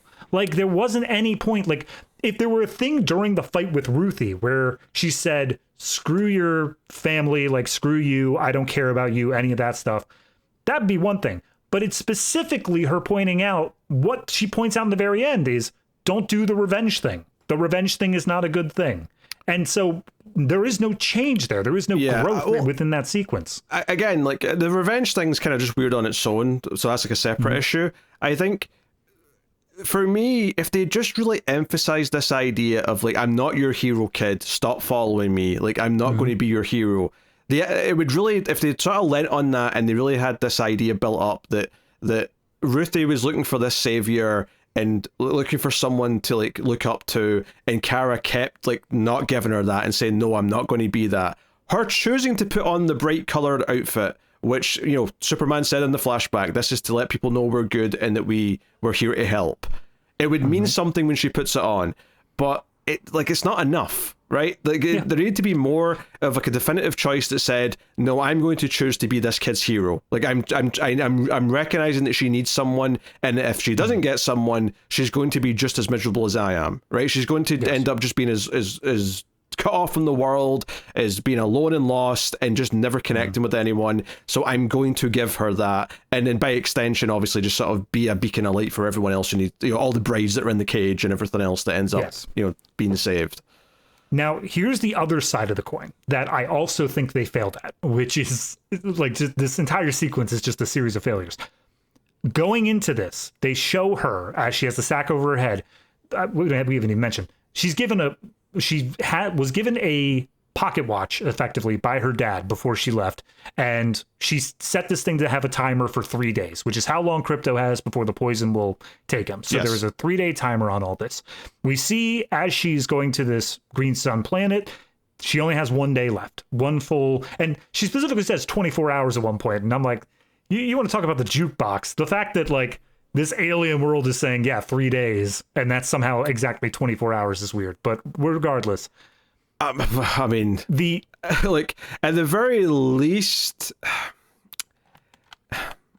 the planet that Krypto's on must be on the same timeline as Earth for it to be 24 hours per day. What it is in these other planets is irrelevant. It's just what her stopwatch is saying. Right. For what, and that's what I'm saying is weird. Like, not even the planets in our solar system match up to that. Like, that is a crazy coincidence. But anyway, the thing that it fails here, in my perspective, is she looks at the watch here as she's about to get to the planet, and then she's hit with the green sun radiation.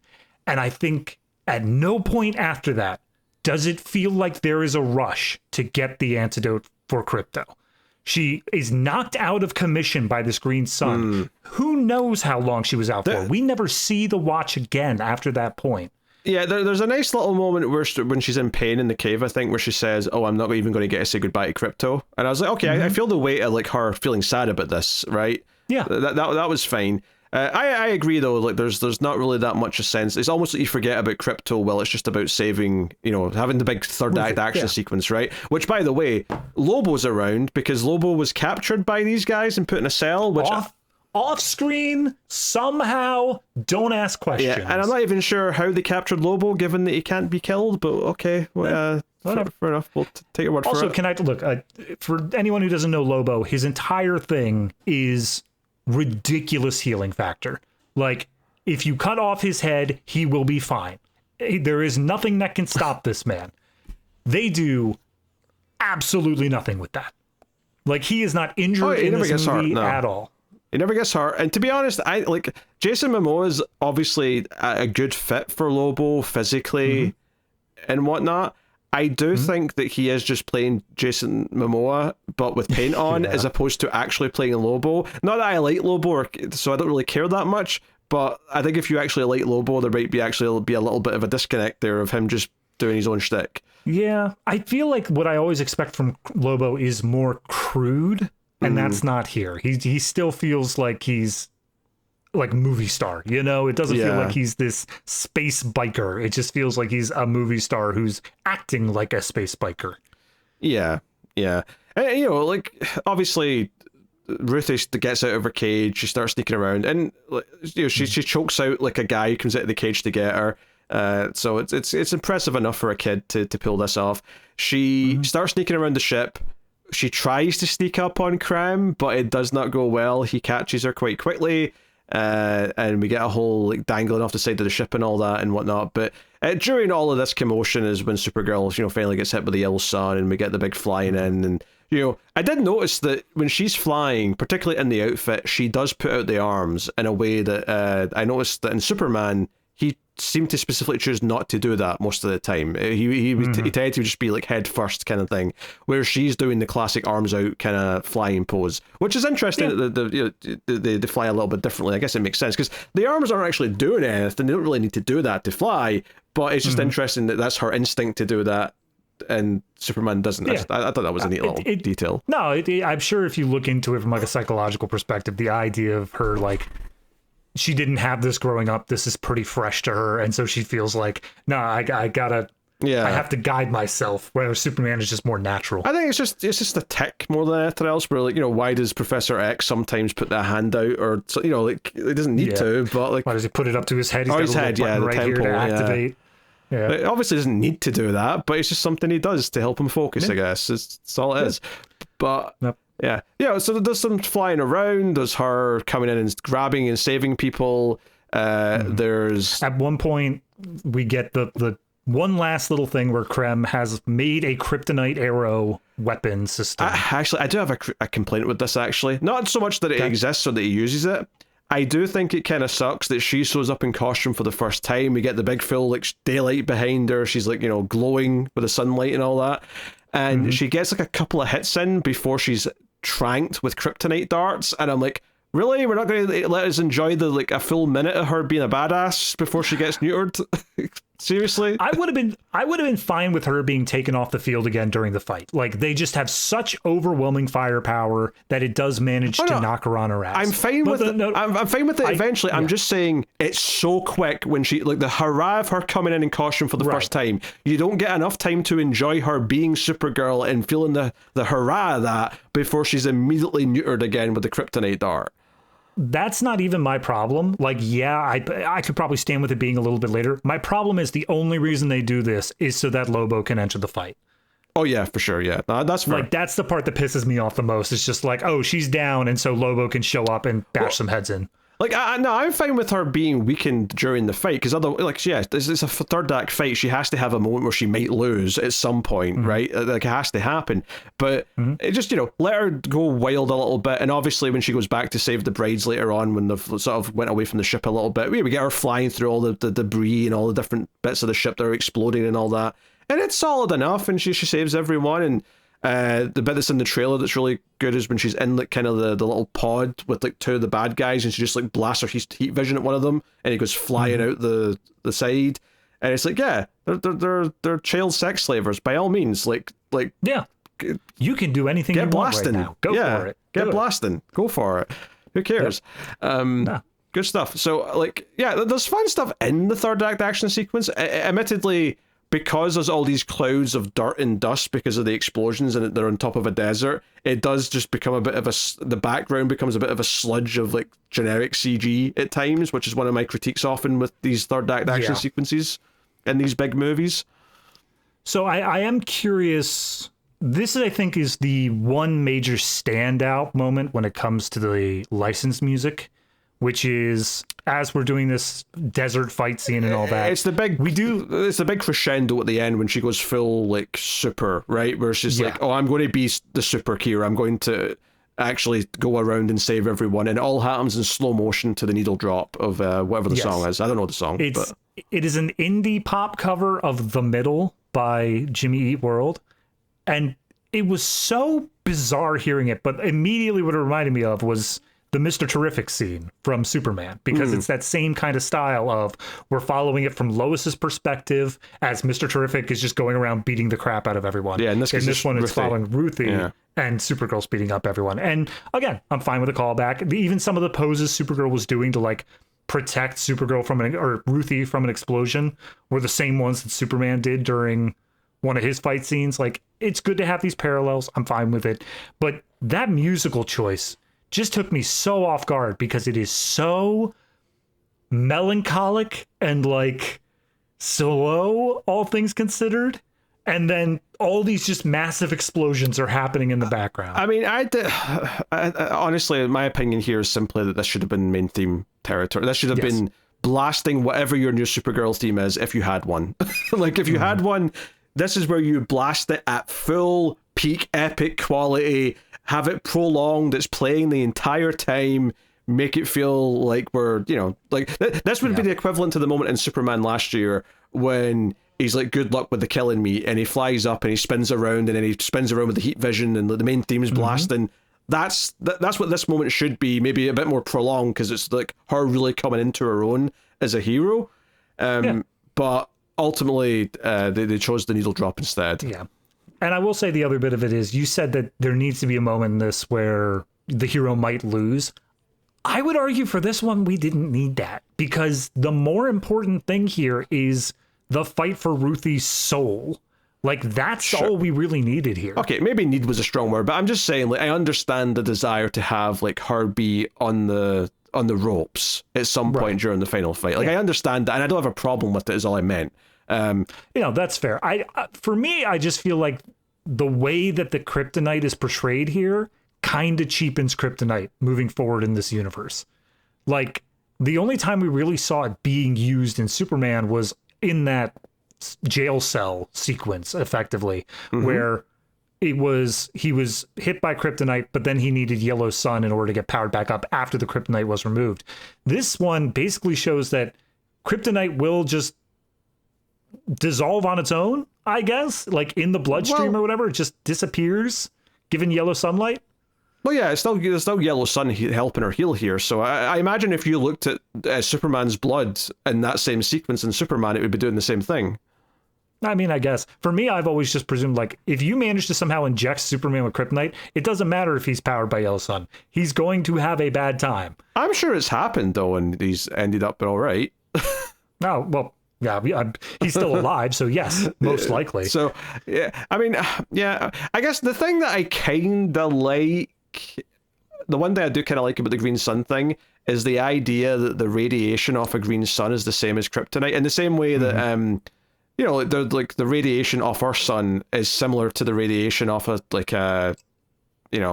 I don't know if it's like not nuclear energy per se, but like, there's some similar types of radiation between what we can create on Earth and what's in the sun. Now, obviously, that doesn't mean to say that, because I think some people are like I've already seen some people say, oh, does that mean kryptonite comes from these green suns? No, but we can create some of the radiation that happens from the sun on Earth too. Like, you can do that. So the gamma rays and shit, Yeah, no, I mean, the sun is literally just a giant nuclear reactor. That's all it is. And so as long as we have a nuclear reactor down here on Earth, it's making the same kind of stuff. And yeah, all it's saying is, in this universe, the color of the radiation matters. Like, that's not a thing in our world. In their world, it is. That's the major difference. Well, there's no such thing as a green sun, whereas I believe there is such a thing as a red sun in the real universe. So yeah, absolutely. Yeah, and obviously there's yellow, because, that's the one we've got. Oh, yeah. I forgot about that. Haven't seen it for a while. I don't know. There's white suns, I think, right? That's the thing. White stars? White dwarfs. Yeah. I mean, you can technically get to a point in terms of just, because the color of the sun is based off its temperature. It's based off of the heat it's giving off. The reason that red suns are so much is there's so much more heat being given off. At a certain point, you can technically get to blue. That is like the color of absolute heat, is a very light shimmery blue. I don't know if there's actually any stars that can do that, though. That's fair.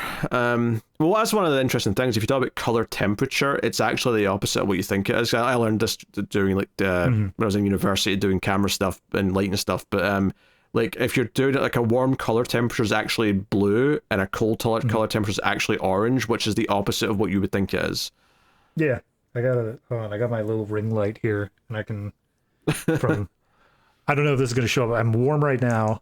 And then there's daylight. Yeah, there you go. And then there's like a third setting.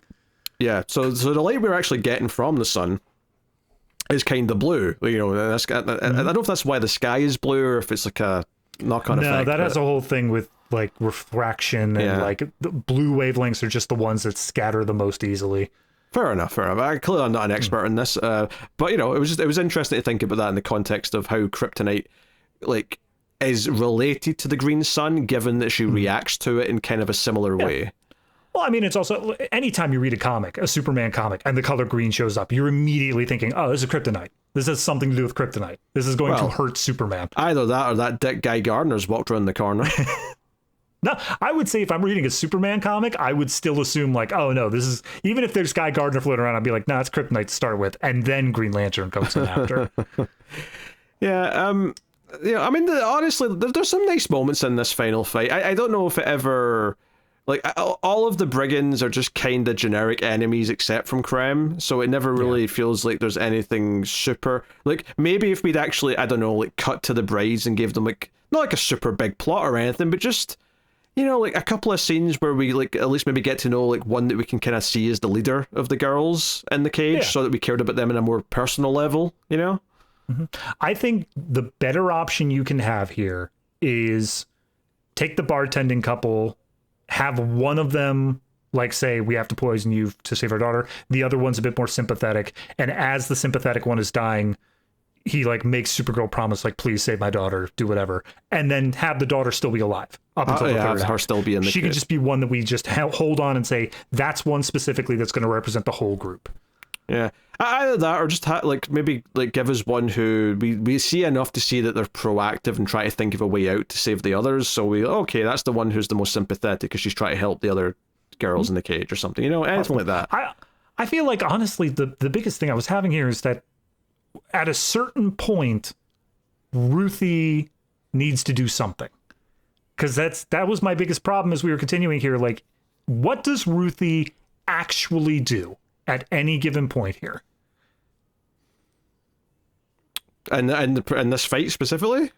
In, like, I guess any sort of action scene you can point to, but like in the larger plot as a whole, she exists only as a driving force for Supergirl, and then she breaks out of a jail cell to do nothing with it. Like, that's the part that kind of gets me. Is she's just there. She's essentially a MacGuffin within her own right for Supergirl. It's not for the lack of trying. She tries to do something. She's just not good at it because she's in over her head.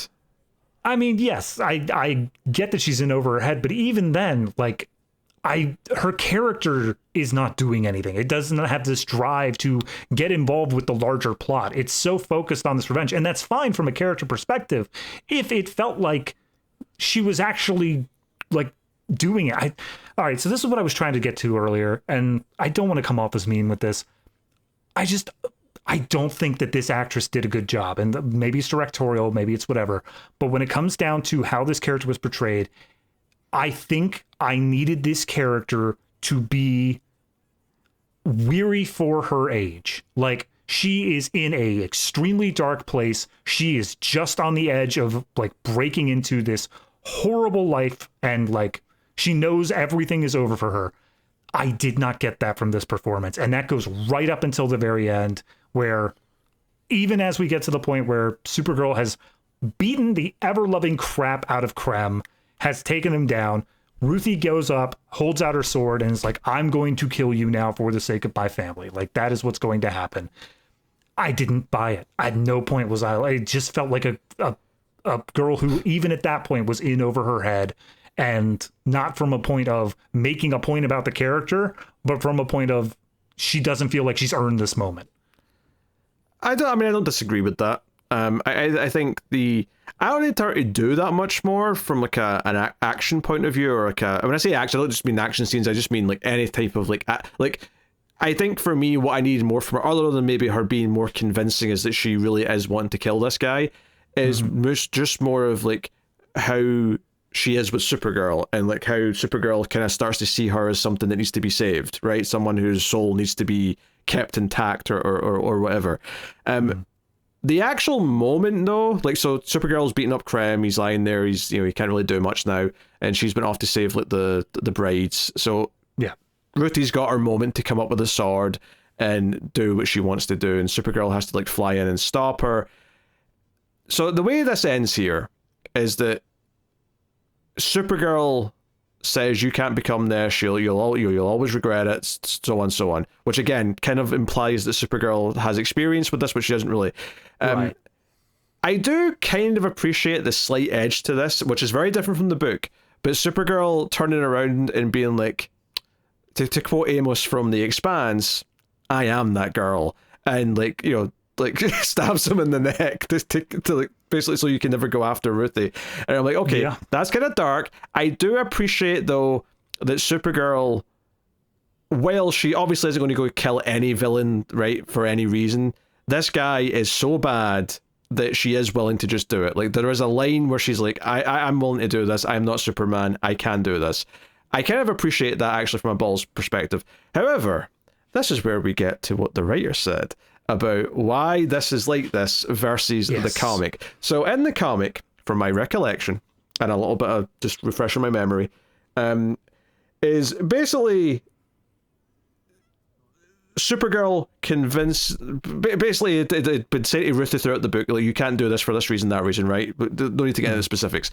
And it's actually Ruthie who convinces Supergirl not to kill Krem at the end of the book, right? The idea that Kara's taught her well enough that Ruthie's now the one arguing, no, you can't give up who you are and go down this dark path, blah, blah, blah. You can't do this. And what the writer of the movie seems to have misunderstood is that the story seems to spread, the narration kind of implies that, oh, everyone kind of from that day forward thinks that Krem was killed, but he wasn't. He was put in the Phantom Zone, and there's a flash forward in the book where her as a you know, middle-aged woman goes to see him, and she hits him, she knocks him out, I think, but is like, no, like, you've been reformed, you've kind of grown since then, and I've not become this, you know, other person. I was able to keep my humanity or whatever, you know, like, very different from what this movie does, right? But the point is the writer of this movie, when asked why she changed the ending, said, well, in the book, Ruthie kills Krem, and I thought I wanted to change that, and I'm like, that did not happen at all. Yeah. I didn't see this article, and like, I looked it up after you brought it up, and then I pulled up DC Universe Infinite of like, what are we talking about here? And if you look at the page, it's a 4-panel thing, top to bottom. Panel 1, Ruthie, it's all in silhouette. Ruthie does something to Krem where it looks like there is a fluid being ejected, like slitting his throat theoretically. Panel 2, he is down on the ground on his back and Ruthie is walking away.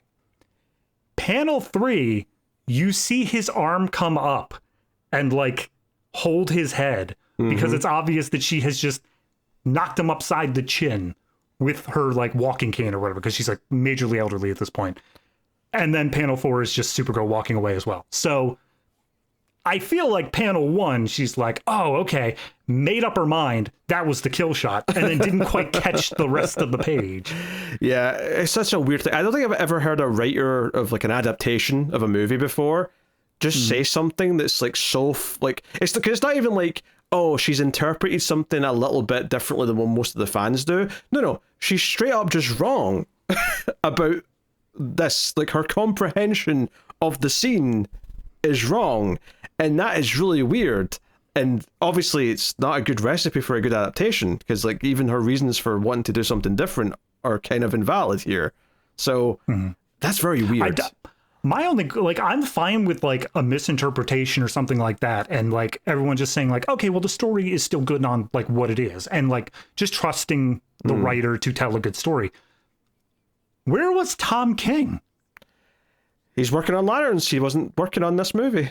He never stopped over and was just like, oh, how's that third act? Oh, you did what? What? I agree. It's strange. It's strange that you think that the fact that the writer of the book is working with DC Studios on other projects, you think he would have a little bit of input on it, but apparently he did not. And it's so strange. It's wild. And I think the real sad part for me is that the most poignant moment towards the end of the book is like, you know, basically Supergirl's like sort of like try to like help Ruthie move on from what happened to her family. Her world's gone, but she can still be something.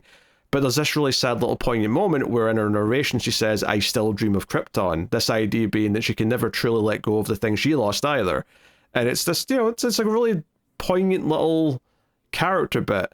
But there's nothing like that in this movie, and I get why to an extent, because obviously it's the story of her choosing to go back to Earth and actually maybe, okay, I'm going to go back to Earth and actually, spend time with my cousin. I'm actually going to build a life there. I'm not going to just be like going around anymore, and that makes sense. She has a goodbye with Ruthie that it's like, hey, it's a sad goodbye. Actually, you know what? I didn't really celebrate my birthday properly. Do you want to like hang out for a couple days anyway before I go back to Earth? And she's like, yeah, let's do that. And it gives you a little happy moment. And obviously, yeah, she got the antidote for Crypto. I mean, I kind of glossed over that, but obviously she got the antidote and Crypto's fine because, like, yeah. So, of course, they are not going to. The star of the advertising, yes, the breakout character from the first movie. Yeah, we're going to kill him now. Screw you.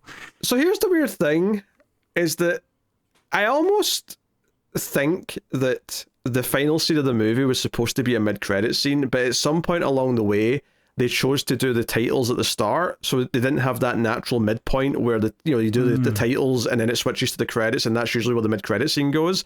They didn't have that anymore, so the scene at the end feels like a really weird scene to end on. Not because of the contents of the scene overall, but it's really just the way the scene ends doesn't feel like a movie ender. It feels like a mid-credit scene ender where it doesn't matter to end on a big dramatic point anymore, because the final scene of the movie is Kara arriving at Clark's apartment and him sort of like stumbling into her and being like, oh, you're back. And she kind of admits that, yeah, I think I'm going to stay a while. And, it's kind of a little awkward, but in like a sort of cute way where it's like, oh, you're staying, I'm happy, but I won't act too over the top about it.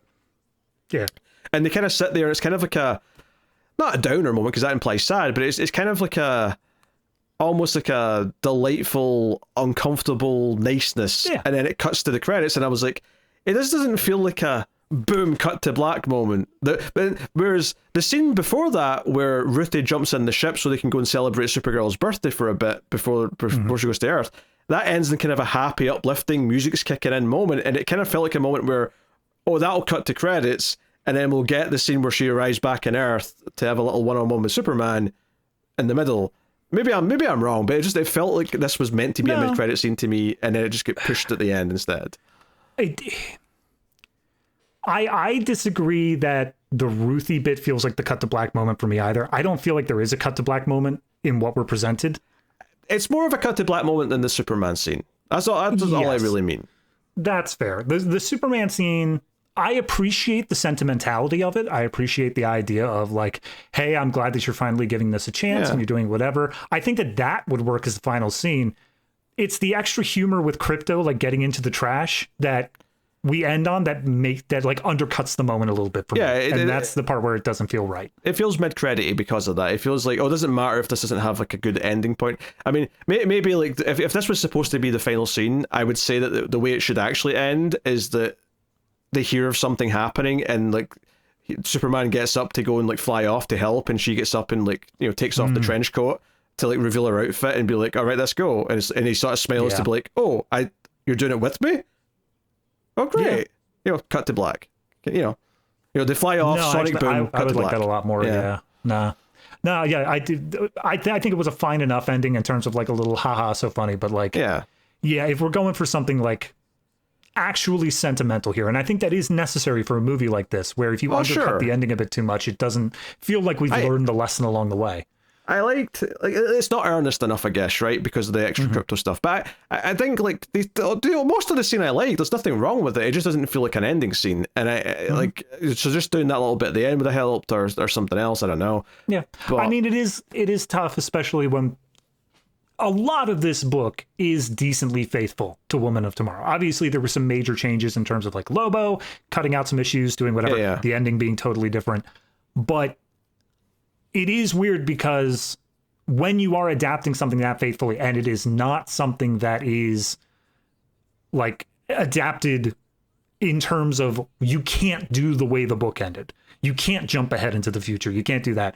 You are forced to think outside the box of, okay, well, how do we serialize this? How do we make it so that we can go into the next step of whatever's going to happen?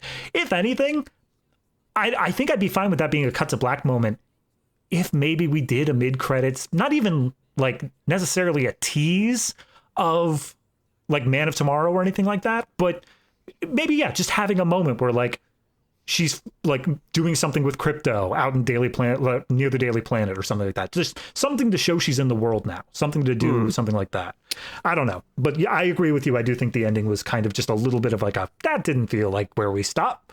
It just, I guess it's kind of emblematic of like the movie as a whole, which is most of the content of the scene is solid enough, and I like seeing the beats play out, but there's just something off about the choice to like add on the crypto joke and end it here just feels off. And that kind of like, you know, when I look at the movie as a whole, I broadly like the arc that Supergirl's supposed to be going through, and I like, you know, a lot of the action beats that happen and whatnot. But there's just something just a little bit off about the choices made to actually achieve it here or there, which undercut it and just make it feel like it's not actually fully fleshed out. Where I wanted nothing more than to feel all the feelings when she put on that outfit and said, no, I'm going to go be the hero. But it just didn't feel like a big decision because one, she was already kind of saving people before, and two, because they didn't really sell this idea of like, I'm choosing to be Ruthie's hero, right? Yeah.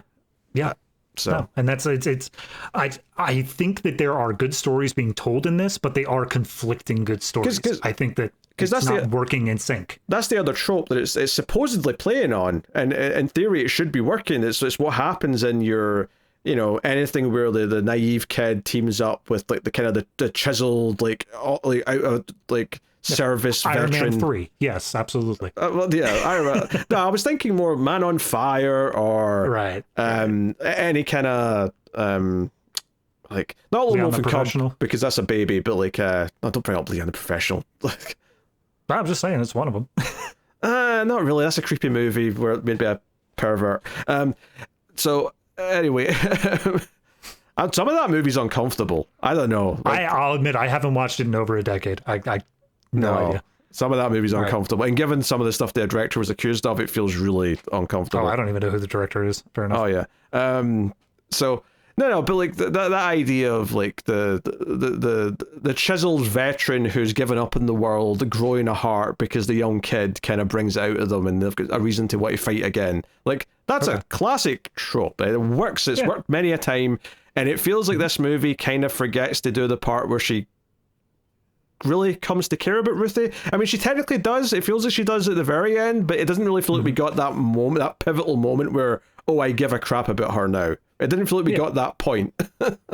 No, honest to God, it feels like that point happened mid-flashback while they were waiting in that bartender's apartment. Like, somewhere in the middle of her talking about how she lived on Krypton is where she cared about Ruthie. And, like, prior to that scene, she was just kind of this annoying girl that was tagging along. After that scene, she's like, I can't let anything bad happen to Ruthie. Yeah. Also, technically never lived on Krypton. Lived on Argo City. Screw you. Which is so funny to me that it's like, oh, we're actually doing something closer to the Supergirl 84 movie with this Argo City stuff. I mean, don't get me wrong, here it makes way more sense and everything's explained and makes, you know, like I understand all the context of this one, whereas in that movie it was like, inner space, like why does everyone here know about Superman? Like, because in this movie they don't know about Superman. They know that Kal-El, the baby, gets sent to Earth and they hope he arrived, but they don't really know how it worked out or, you know, what's happening there, which just makes sense. They wouldn't know that. They shouldn't know that. No, absolutely. It's I to be fair, I brought this up earlier, or I was going to bring this up earlier, when she said, oh yeah, my cousin, they call him Superman. I don't know why, but I was kind of expecting Ruthie to be like, oh, Superman. We all know Superman's already got this right. And I know that doesn't make any sense in this new universe, but I think like in comics, that's just a thing where like, no matter where you are, you know Superman. I mean, I guess it just depends how far out he's went in some of his big, you know, travels at this point. Yeah. Like maybe he's not went that far into space yet for some of his adventures kind of thing. I don't feel like he's gone to space at all. Like, I feel like that's something where like Guy Gardner's just taunting him off to the side and be like, haha, I went to space and you didn't. Yeah, I don't know. I mean, he obviously loves being on Earth, so he tends to stick around there most of the time. But that's another thing that I kind of wish this movie, it didn't have to explore deeply, but I wanted at least a mention of it, is obviously in Superman, everyone is under the impression Superman's the only one. And I kind of wanted there to be a little explanation of like, what if Supergirl does have the outfit and she is like doing stuff, what is she doing? Like, is she like completely laying low? Is she purposely kept a secret? Yeah, I mean, we have no idea if she actually went out in public with the outfit and did stuff, you know, and tried to actually be a hero like that. I mean, she might have like got the outfit and never put it on. Like, you know, we don't. You know, well, she had it on at the end of the last movie, I suppose, so she does wear it. But like, you know, we have no idea to what extent she tried to actually make that work before. Right. So. Right. Yeah, I don't know. But I mean, if nothing else, like, I'm actually kind of still really psyched to have her being a supporting character in the next movie. And, you know, with the Brainiac stuff, I think it should be a lot of fun having her around as well. That's the other bit that I thought they were setting up and can easily pull the threads on, is we never see Argo City fully destroyed or everyone dead. Well, because, all we see is everyone's getting sick. The actual city still looks intact when she leaves it. So they might do something with that. If you have it, because you brought this up in the 84 review, is that if we replace Kandor, the idea of Kandor existing, with Argo, now we have this entire group of people who have kryptonite radiation poisoning, and we can have the entire thing of Superman now has the city and is trying to find a cure for that to be able to allow them to live again. Yeah, it's there's potential there for sure. I hope that they still kind of like. I hope that because the movie underperformed, they don't intentionally. Oh my God. Look, if James Gunn knows anything, I hope that he's picked up the lesson of don't adjust midstream. Like, just make your plan and run with it, man. I'm not even thinking about like big changes, but I hope that she's still treated like a big deal that she should be treated as, like, in context of her, like just in the super family and the range of characters. I hope she isn't just like sort of like shoved into like the background, like, oh, Supergirl's off planet this movie and we'll just never see her because we don't want to actually give her any time or attention because that'll be time we're taking away from Lex or Lois or whoever. Like, I hope she still feels like a prominent supporting character and not an afterthought. I think the litmus test for that is going to be, what did they do with Crypto? If they once again try to like say, oh, Superman's watching Crypto for her while she's off doing whatever, that I think is the litmus test of they don't want her around right now. So I hope she is there, and I hope that she is utilized properly in this next movie. And I'll be a little disappointed if she isn't. So I mean, you know about the stuff more than I do. Do you think they're like deep into production already, like past the screenplay phase and like filming pretty heavily? I'm pretty sure they're shooting. Either they've already started shooting or they're starting soon. I want to say. So, I mean, the script will be written. So whatever they were going to do, unless they like it's stuff they can just edit out later. Right. I suspect that it probably won't change for this particular movie. But well, here's hoping. I mean, again, I think that she did a fantastic job with the role. I think her character is deeply interesting. I'm curious to see how they move forward with her character. It just so happens that in this movie, I feel like her arc was conflicting with like the story that the movie wanted to tell, and that was kind of a problem. Yeah, the script's the problem more than anything, I think. I mean, I think visually, they sort of could have had a bit more color to go with the comic, but the biggest problem is the script. The script bothers me way more than the visuals not matching the comic. Yep. Because I want to feel the thing. I want to feel her making the choice to become Supergirl and embracing it, and it just kind of feels like it happens because it's time for that to happen in the movie and not because you've actually earned it, and that sucks. It sucks to feel that way. So... damn it. Well, I mean, it's not terrible. Like, that's the thing. It's not even bad. It's just it's okay, right? It's okay, which is exactly what I'd say about a lot of MCU movies. I just want this to be more than okay, and that kind of sucks that it isn't. So I've seen people with really negative reactions to this. I don't think we're just like coping as fans. I think we're coming at this pretty objectively, and if we're coming down on okay, I feel like it is okay. This isn't a thing where it's just like, oh, we love DC so much and that's why it's okay. It's an okay movie that we might be even like a little bit more harsh on because we know the source material intimately. Like, we want that to happen. Yeah, I mean, I don't know. I was going to try and think of like a a level to compare it to. But honestly, we did that earlier, and frankly, at this point, I mean, I don't know what else to add. So we're already over the length of the movie, approaching Superman's length. We can wrap it up. Yeah. Well, it's time to rate the movie, I suppose, and I guess this will also lend itself to being compared a little bit to the '84 movie, because we were thinking about numbers. Like, I actually don't think the number's going to be that far apart from it. It might even be a very similar score, and I think the reason why it gets to a similar score, though, is very different. Like, this movie inherently is just a little bit more bland and just a little bit more safe, and like, but obviously I think it's objectively the better movie, right? It's not it's not as weird, it's not as quirky, it's not much of a mess, but it's also inherently then less interesting and it's less charming than the 1984 movie. So I think, they probably do get similar scores in the end for different reasons, but I made up my score coming into this review, and nothing has changed that. I'm still at the exact same point where I felt like I was at the beginning here. Yeah. So there you go. Yeah, it's, for me, the Supergirl 84 was a 6. This is a 6.5. This is it's better technically. It's above that point. Yeah, honestly, 6.5 is exactly what I was thinking as well. Yeah. 6.5. It's not enough to say good, right? I wish it was. I wish it was even higher. I really wanted to come out of this being like, oh, this was great. This was like Superman was a 9. I didn't expect this to hit 9, but if this was an 8, I'd have been so thrilled. And 6.5. To just be able to come out of, like, if I obviously Clayface is the next movie coming out from DC. It's a wildly different type of movie, so it should be and it's judged also on its own stuff. Yeah, and it's also okay if it sucks, kind of, because it's not really going to affect any of the superhero stuff. Right. So it's completely standalone. It does not matter. It's doing its own thing. But if we were to be able to say that the first 3 like super movies from this, being Superman, Supergirl, and then Man of Tomorrow, just 1, 2, 3, all of them knocked it out of the park, I would have been thrilled. I would have been like, yes. The rest of it can be mid, whatever. I'm happy we got this. Yep. That's a shame. Also, when we were doing the ratings rundown, I realized we didn't really say how Lobo left the movie. So yeah, he basically he didn't. Well, no, he kind of does, because Kara's about to like be killed by the bad guy who the bounty that Lobo has is on. So Lobo kind of saves the day, but he's not doing it to save Kara. He's just getting his bounty, and he just sort of walks off with him, and he kind of like wrecks the ship. He causes some chaos, destruction, rains down. He's mad that they locked him up and they took his bike, so he kind of like sets off some explosives and yells a bit, and then he just kind of flies off into the sunset.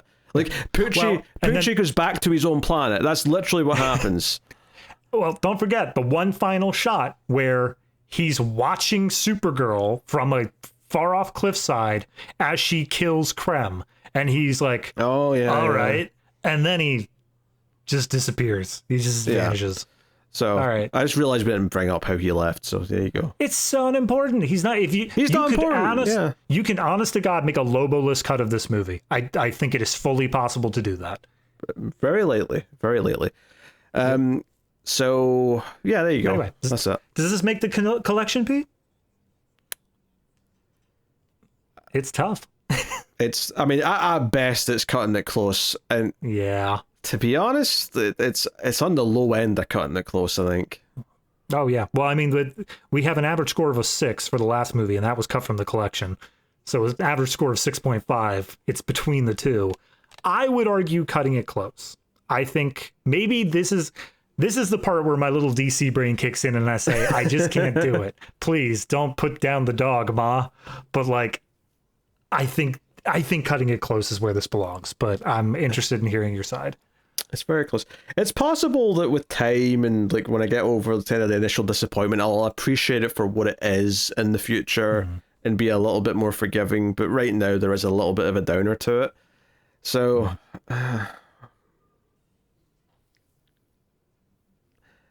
I'm going to say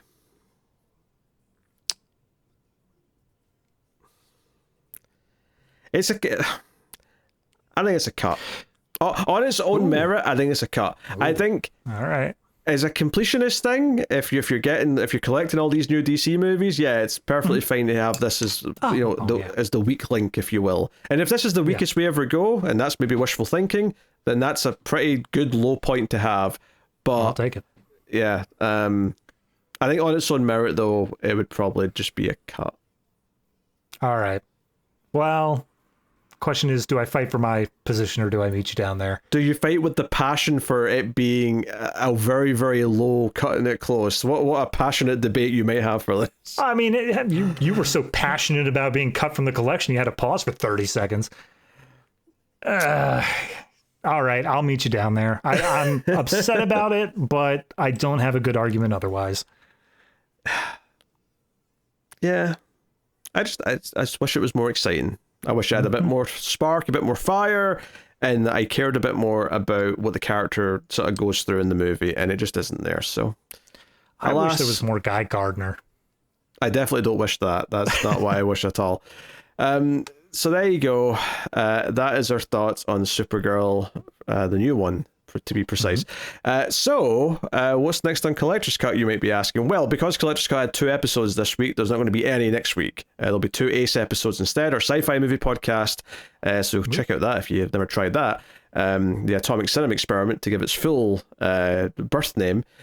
But Ace is the Superman name. The Atomic Cinema Experiment's the Kal-El. I think we can figure out where one came from the other there. That seems like a bad secret identity, but yes, all right. Very good.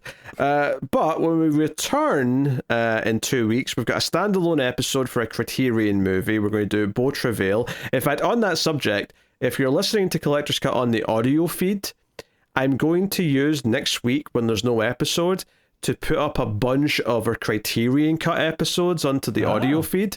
So don't worry when you're like, why is there like suddenly 8 more episodes or whatever here? And there's more than that to go up eventually, but I don't want to bombard it with too many in too quick succession.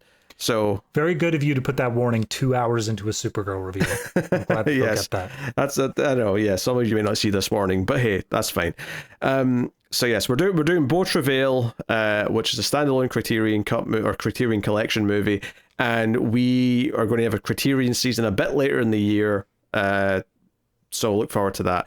But the week after that, we're going to be doing the Odyssey as another standalone episode, and it's the week after the Odyssey that the next season starts proper, which is Submarine season. So look forward to that. But yes, that's what's coming up over the next couple of weeks, and we'll see you for that. So look forward to everything. But yeah, you can support everything over on Patreon. Patreon.com/MailFuzzTV. Get access to the Ratings Rundown segments for both this and the Ace.